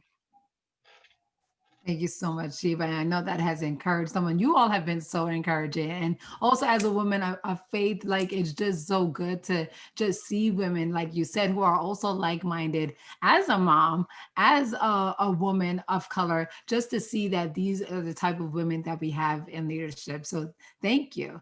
Vanessa, we were just talking about the process of starting that race, of getting into city council. And I think we kind of answered it. But what I want you to just talk about, because you are part of the New York City Women's Caucus, and we just see that even though we see women making strides, we still don't have enough women. Now, there's only 12 women in the council, right? Out of how many men? Out of how many men are we talking about? There were 51 members of the council led by our speaker, and there are only 12 women in the city council. I am one of the co-chairs of the Women's Caucus. I was elected by my members, by my sisters earlier this year in February. Myself and Chair Farrah Lewis of Brooklyn, we are the co-chairs of the Women's Caucus. And together we work with Helen Rosenthal, who chairs the Committee on Women and Gender Equity. And we really carry the body as it relates to issues affecting women and young girls and children. We deal with all of the issues around pay parity, gender equity.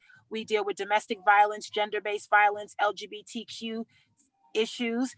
We focus on a lot of policies that really have the ability to make a big difference. And one of the things we just highlighted, if you saw a couple of media articles a few weeks ago, we were able to get data from the city of New York based on a law that we passed earlier in 2019 that relates to city workforce and the payroll of city workers, 300,000 city workers. And we learned, not surprising, of course, that city workers of color, predominantly women of color, make far less than their male white counterparts. And we're talking about city workers. And so it highlighted for us a horrible reality that women of color face every day around pay parity. So what we've done in the last several years in the council, we've addressed pay parity with daycare center providers. We focused on assistant district attorneys and legal service providers, right? All of these industries, huge disparity around pay.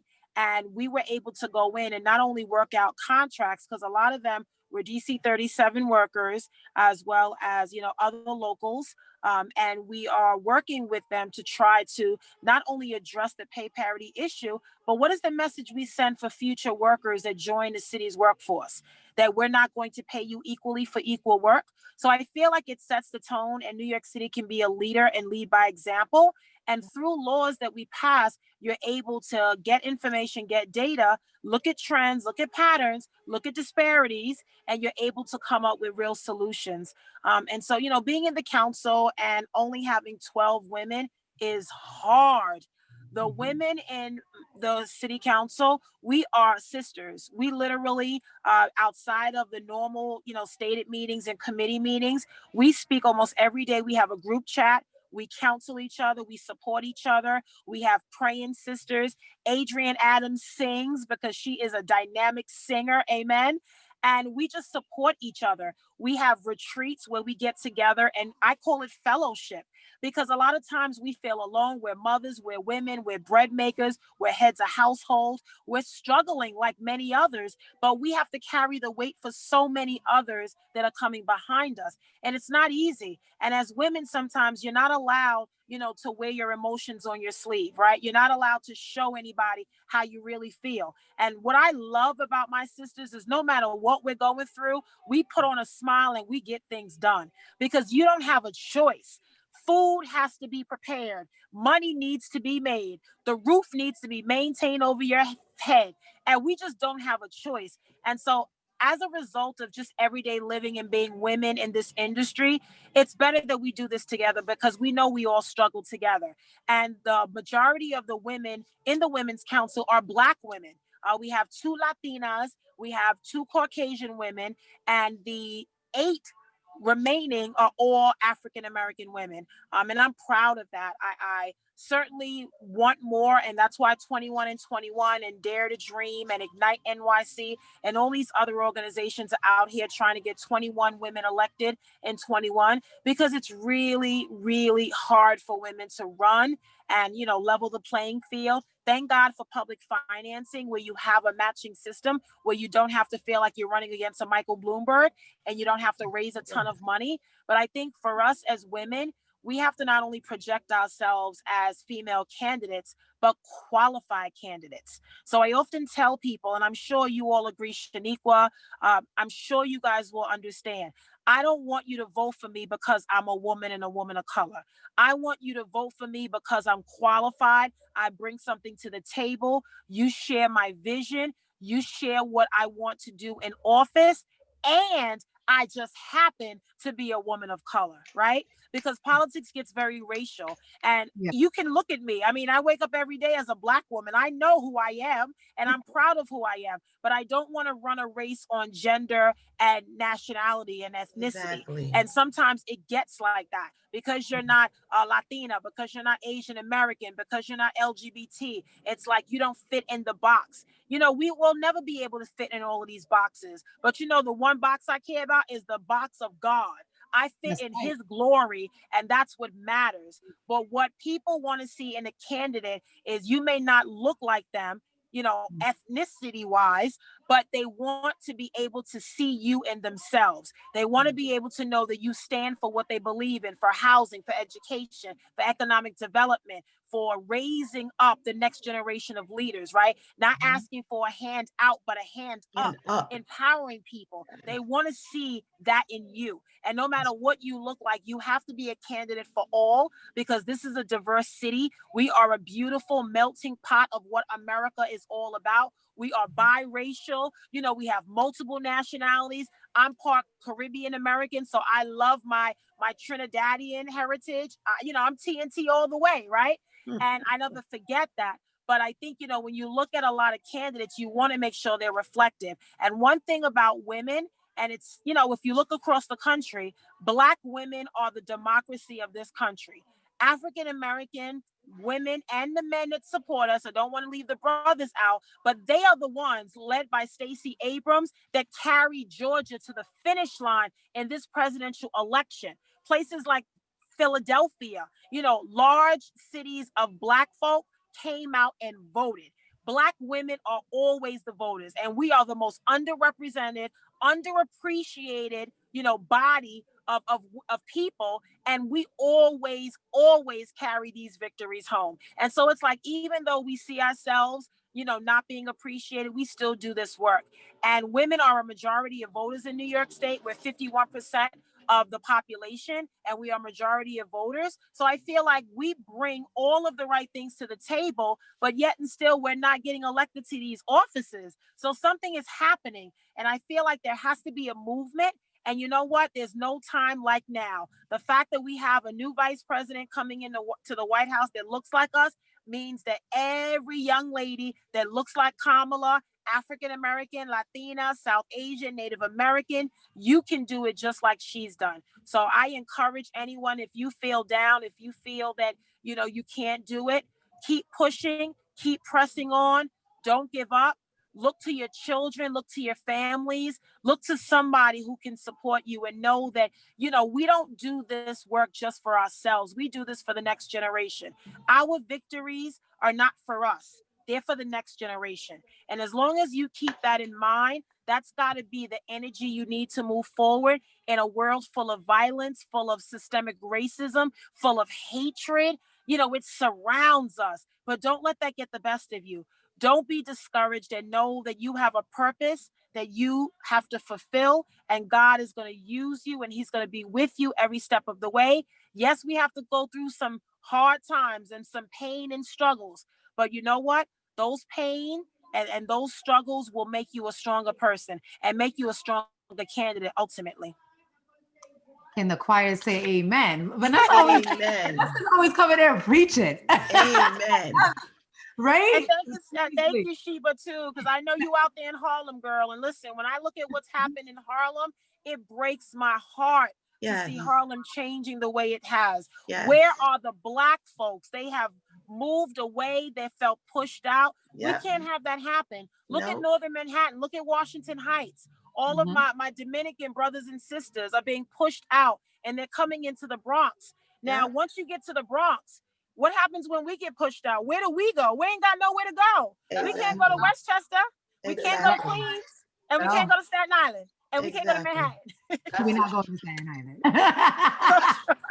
Where are you going? Yes, you can't go nowhere. You're coming back to Manhattan. Trust me. Right. Give me 2 years. Keep No, that but property, girl. Community land trust. I think, Yes. Nayma, you were talking about it. CLTs, community land trust. We got to build economic wealth and power in the Black and brown community. We need to own property. That's our problem. We don't own nothing. We rent everything. We need to be owners of our own property so we have control over our community. Yes. Right. Before we're about to get into the Q&A very soon, but I just want to say, like, this is for those who are watching and you're like, okay, this sounds good, but you know, getting into politics is not what I want to do, but I do want to get involved. You can still get involved in your community board. It's so important for us who are voting to know who's running, to know who's in our council, to know who the assembly people are. It's so important that we know who our elected officials are on the local level, not just to go vote during the presidential election, because everything starts at the local level. So it's so important to know what the policies are. It's important to know what's important to you and take it to them. Because what it is, it's public service. So they want to make sure that they're giving us everything that we need so that our community can flourish. And that's how we're able to vote, to have all the factors. And like Vanessa said, not just vote because, oh, yeah, that's a Black woman, that's what I'm going to vote for. No, why are you voting for them? Are they giving you everything you need when it comes to education, when it comes to healthcare, when it comes to jobs? Everything that you're concerned about, are they bringing it to the community? That is so important. And that's why I said the only way we were able to make progress is because we went out there and voted like mothers. Everything that was happening, I was looking at it to see how it was going to affect my children. How is it going to affect my community? How was it going to affect me as a woman of color? You know, what was going to be pushed? And so and we are just as important. So get involved with your community boards, get involved with your communities, get involved with the PTAs, and know what's going on so that we're making sure that we're voting with the information that is needed. So Shanequa, I'm going to turn it back to you so we could get into Q&A. Thank you so much, Veronica, and thank you to all our panelists. Can I ask a question real quick? Yeah. We're live on Facebook, and a lot of people are being in my phone trying to find us, and I don't know what to tell them. You can put my name and Shanequa Moore. So if you want to give them my name, tell them the profile picture that has with the purple blazer on that profile picture, that because I have a few Facebook profiles, but the one with the purple blazer. Okay. Share it to my story. So we should have mentioned that earlier. Sorry about that. That's fine.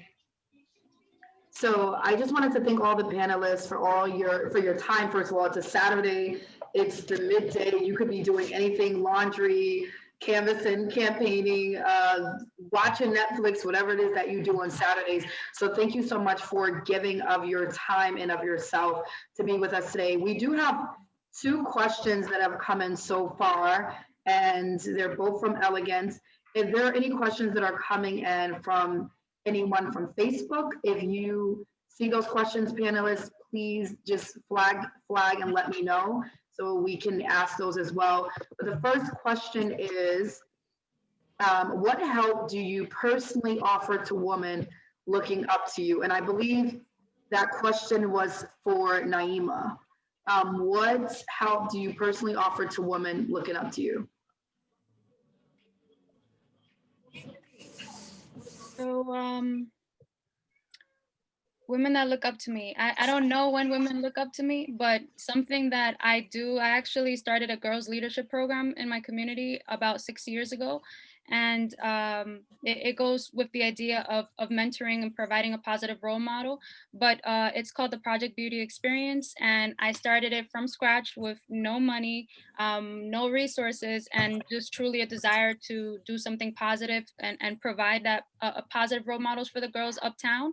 And was able to literally pull in-kind donations. So folks offered their services, local businesses, they offered, whether it was like whatever materials we needed. So we were able to make it work. And long story short, through that program, we provide mentoring for girls to get to know themselves better. So the purpose is to help increase their self-knowledge.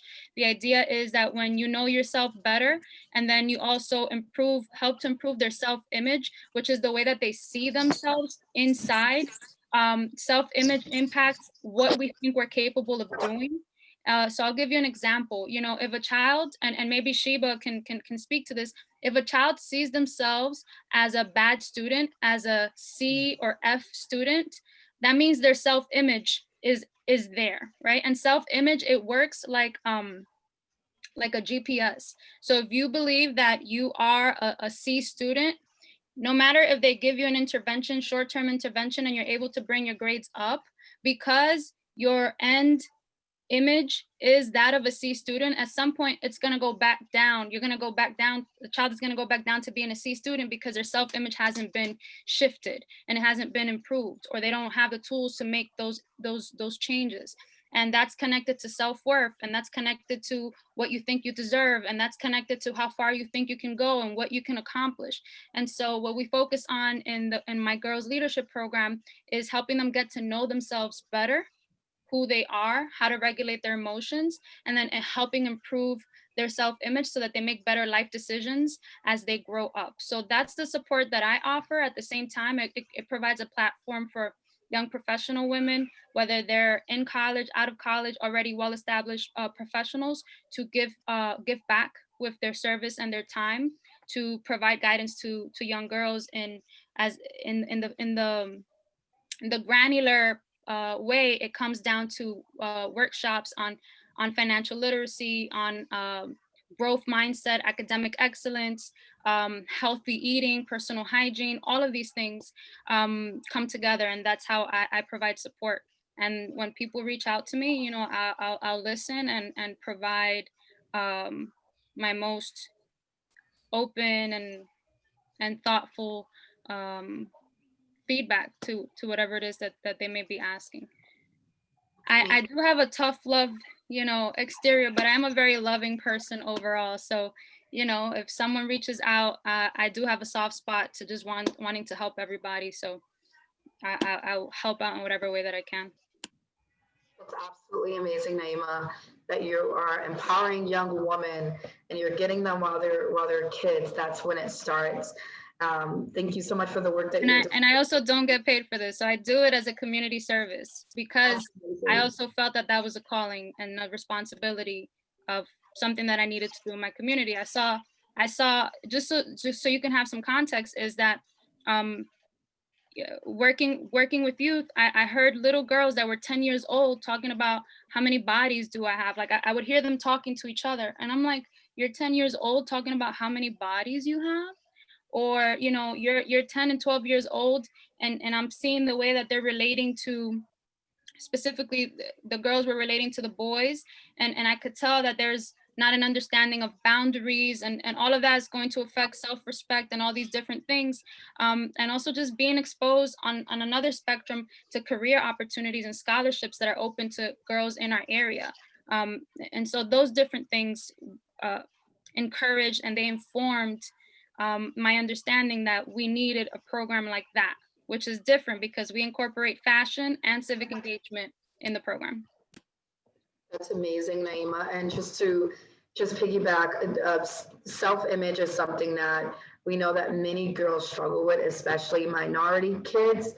Minority girls are struggling with low self-esteem, low self-image, and programs like mentorship programs like you're doing, Nayma, are really essential in our community. So thank you for what you're doing for young women.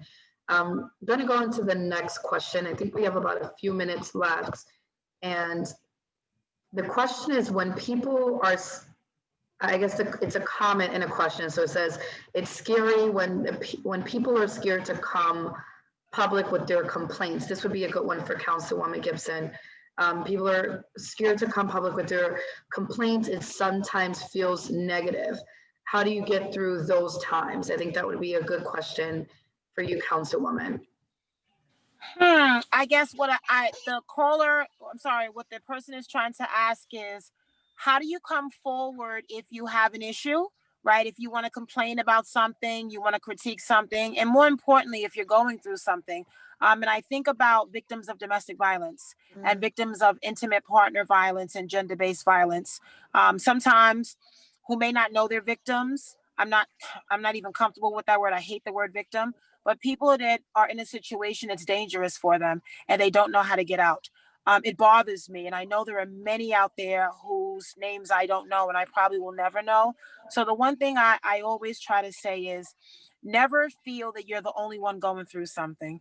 There is always someone out there whose struggle is even more challenging than yours, who may be going through the same that you're going through, but there's always a way out. There's always an opportunity to get services and get help, but you have to want to do it. And in a world where we've seen, so much anti-immigration, so much misogyny and, anti-Semitism and just everything against people of color, Muslim Americans and women and seniors, it's really hard to come forward because I've had cases where people didn't want to come forward because they thought the president was going to deport them, or they heard ICE was coming to the courthouse, or ICE was at my office and they didn't want to come forward. And it's hard because it's hard to address that in a way where people feel comfortable, where people feel confident, and most of all, where they feel safe. So what we try to do is offer services in a creative way. So we don't necessarily say domestic violence. We call it social services because we try to bring the clients out. We try to meet them where they are. So we don't expect them to come to an office, right? They don't want to go through a metal detector. They want to be, kind of out in the open. So we do a lot of work in the streets. We work with community partners. Like, you have to find people where they are. So I am not afraid to go to the bodegas and the beauty shops and the barber shops, right? And talk to people in the supermarkets. I was at the gas station earlier today and I ran across a young lady and I was shocked. She was young and she was asking for money and she was pregnant. And I talked to her for about 10 minutes. I gave her my card. I gave her my cell and I said, please call me on my name. I gave her all the cash I had because I want to get her into a shelter. She's staying with a friend, her and her partner, and they have nowhere to go. And you find those cases a lot. People will come up to you in the street and they'll say, I need your help. I recognize you. I saw you on TV. Can you help me? And you should never be afraid to help someone because they're coming to you at their worst. And a lot of times, you try not to be critical, asking a lot of questions. You meet them where they are. You try to give them a level of ease where they feel comfortable coming forward. And, in the government process, sometimes, these agencies ask you for everything but a kidney, right? They ask you for paperwork, your social, and we ain't got time for that. We need somebody to help right now. I need an emergency transfer. I need emergency benefits. I need SNAP. I need this. And so, whatever situation the person is in, I say, let them know that there are services out there and their information is kept confidential. All I need for them to do is take that one step forward, go out on that leap of faith and leap of hope and say, I need help and I'm not afraid to ask for it. That is amazing, Councilwoman. The fact that you have such a heart for people and that you are accessible. A lot of elected officials may not be as accessible, but the fact that you were able to give a lending hand to someone that reached out, that is absolutely amazing. I hope that answered the question of the person. I think she also wanted to clarify.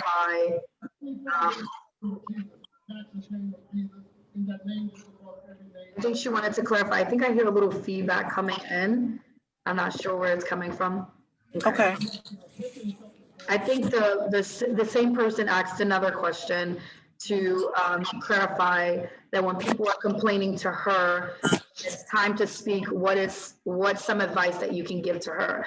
So I think as women, how do you speak up for yourselves when it's time to speak up? How do you not draw back? What is one word of advice that you can give to another woman? Starting with Nayma.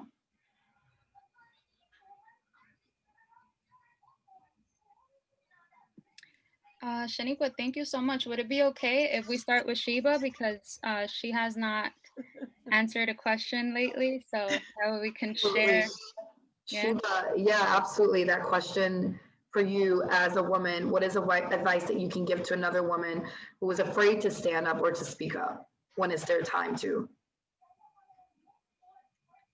I'm going to just say, like I always tell people, be the work. If not you, then who? Be the work. If the idea or the situation came to you, it was given to you so you could speak up. And your voice, even if it's shaking, you have to speak up, because not only is it going to help you, it's going to help other people. It's going to help the person who is deathly afraid to speak up. There is no option, because if you don't speak up, then lives are lost, situations continue in a way that continues to disenfranchise people. Make sure that you understand that if the idea or the situation came to you, it is your responsibility to speak up, to be the work. Thank you so much for that, Sheba. To you, Nayma. So the question was, if someone is nervous to speak up, what should they do? Is that what it is? Yes.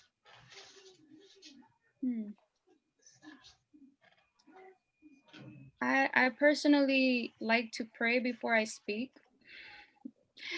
because I want to make sure that when I speak, whatever I say is going to add value either to the conversation or to whoever is listening, so that it's not just speaking for the sake of speaking.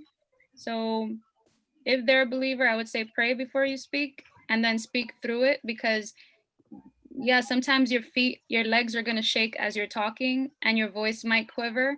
And depending on, the message that you have to deliver when you speak up, you may even feel it in your body, and like Sheba was saying, you have to continue to talk. Even if your body's doing this, you need to get it out there, because it can have a bigger impact. So literally, I would either pray or just take a deep breath and remember why you're even speaking up in the first place. What's the reason that you're speaking up? And then remember that and speak. You have to do it. And I just wanted to end with Councilwoman Gibson. Any words of advice that you can leave for women who may not feel the courage to speak when it is their time? Any words that you can leave with us today? Yeah, so first of all, I just want to thank each and every one of you. This has been an amazing conversation, and I'm really honored to just be a part of it. Oftentimes we as women don't encourage and support each other, and we really have to continue to have these spaces where we have the opportunity to really encourage each other and be a source of support for so many others out there. We may not see ourselves as role models, but all of the work that each of you does, you are empowering someone else. You may not see that little girl that you are empowering, but trust me when I say that you are empowering someone. And I am someone who's very humble, raised by a single mother, never envisioned that God would put this on my path. I never foresaw myself as a role model. I just wanted to do good work and help people. But look at, my journey and what God has done for me. I can only say thank you. And I am honored, because it is really an honor to even be elected, to be a public servant, to really do good on behalf of people. And a lot of our people, and when I say our, I mean Black and brown people, we have been the most marginalized, underappreciated, undervalued people in America. And we've been through a lot. The struggles, the poll taxes, the literacy exams, everything that we have been subjected to. And here we are, beautiful, dynamic, phenomenal women of color, and it is our opportunity to shine. And although you may not run for elected office, I want everyone to know that you don't have to be an elected official to do good work. You can join your community board as young as 16, your civic group. You can adopt a park. You can adopt a block. You can clean your street. You can start somewhere, and that will lead you to an even better chapter. Because a lot of times people think, oh, the only way I can affect, absolutely not. Look at all of these movements we've had with Black Lives Matter, climate change. Those movements were led by people, not politicians, people. And people are the ones that move government and move elected officials. And so whether you run for office, if that's what God is speaking to your heart to do, or whether you find another way, our public servants, if you look at social services, education, ACS, HRA, DHS, look at all these city agencies. And guess what? The majority of the workers are women of color. Women of color, school safety agents, teachers, principals, and everyone's got a story. Everyone has a testimony, right? I am never forgetful that everyone comes to the table with a different story of survival, of how we have survived and thrived, right? You know, we look good, but thank God we don't look like what we've been through. We are a powerful group of people, and we have got to reclaim ownership of our communities in so many ways. Elected officials, community groups, CBOs, there's so many things we can do. And so I remind everyone out there that may be feeling hesitant, that may not want to come forward, that may want to do something, that may have a complaint.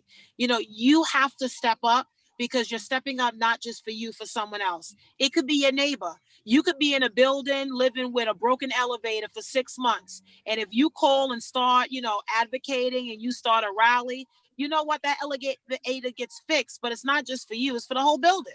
And a lot of times it's women. It's a small group of women. And it doesn't take a large group. I mean, you know that. You all know that, ladies. It doesn't take an army of 100. You can start with 3-4 people sitting at a kitchen table saying, you know what? This is what we're going to do. We're going to dare to dream, dare to hope. And that's how a movement starts.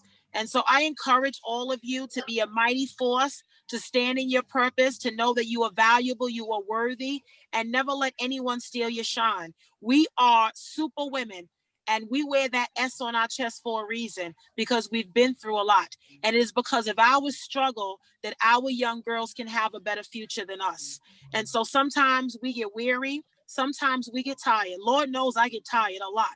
But I know that I'm here for a reason, and that someone is counting on me. And one thing I never want to do as a woman is disappoint my own people, have them look at me and say they're ashamed of me or they're embarrassed because I've fallen short. We always fall short of God's glory. We always will, but we keep trying all the time. And so we have to do this not just for us, but for every young girl out there who doesn't get that encouragement. And you all know somebody like that. They're in a single household where they're not being loved, they're not given affection, they're not being given attention. We've got to love on our young girls, because no one's done that before. I often say to our sisters, don't let nobody treat you like no government subsidy. You are market rate, girl. You are market value, and you let everybody treat you as such. Don't accept anything less just because, you know, you want to be in a relationship. I'm alone and I'm proud, because my God is able, and I am perfectly fine. And when he blesses me, I know I'm going to be blessed. And so, you know, I thank you, ladies, for all that you are doing. And you continue to hold it down in Harlem, sister. You hold it down in Northern Manhattan, sister. And Sister Shanequa, you hold it down too in the Bronx. And together we can achieve a lot of great things. God bless you all. And thank you, Veronica, my sister, for everything that you've done. Thank you so much. Councilwoman, you have such amazing. A fire. We're like all catching the fire as you're speaking. I think that's a great note to end, that there is someone that is waiting for you. There is someone waiting for you to take your place. There is a woman, there is a people that is connected to you, and that their next level is determined by yours. So remember that, woman. Do not be afraid to take the next step in your career, in your life, whatever it is, whether it's a promotion, whether it's starting a business, whether it's running for office, whatever that next step is for you. Know that you're valuable and you're worthy to be there. You have to believe in yourself. So I am just grateful for this opportunity, for all of you wonderful, amazing, trailblazing, phenomenal women of color that have been on this panel. Thank you so much for your time. Thank you for those of you that are watching and that will watch this later. Please continue sharing this post as we continue getting this message of inspiration out to as many women as possible. I'm allowed Veronica, my co-host, to close out with some closing remarks.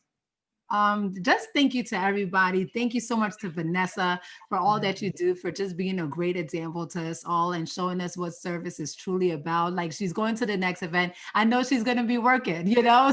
So God bless you and, you know, keep you as you go on your next event. Thank you.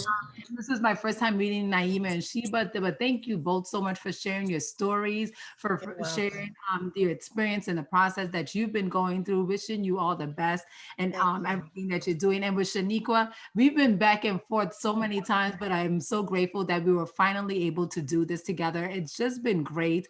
And you know, one thing that I always say is we're here for a purpose. You know, that's what we've been talking about, right?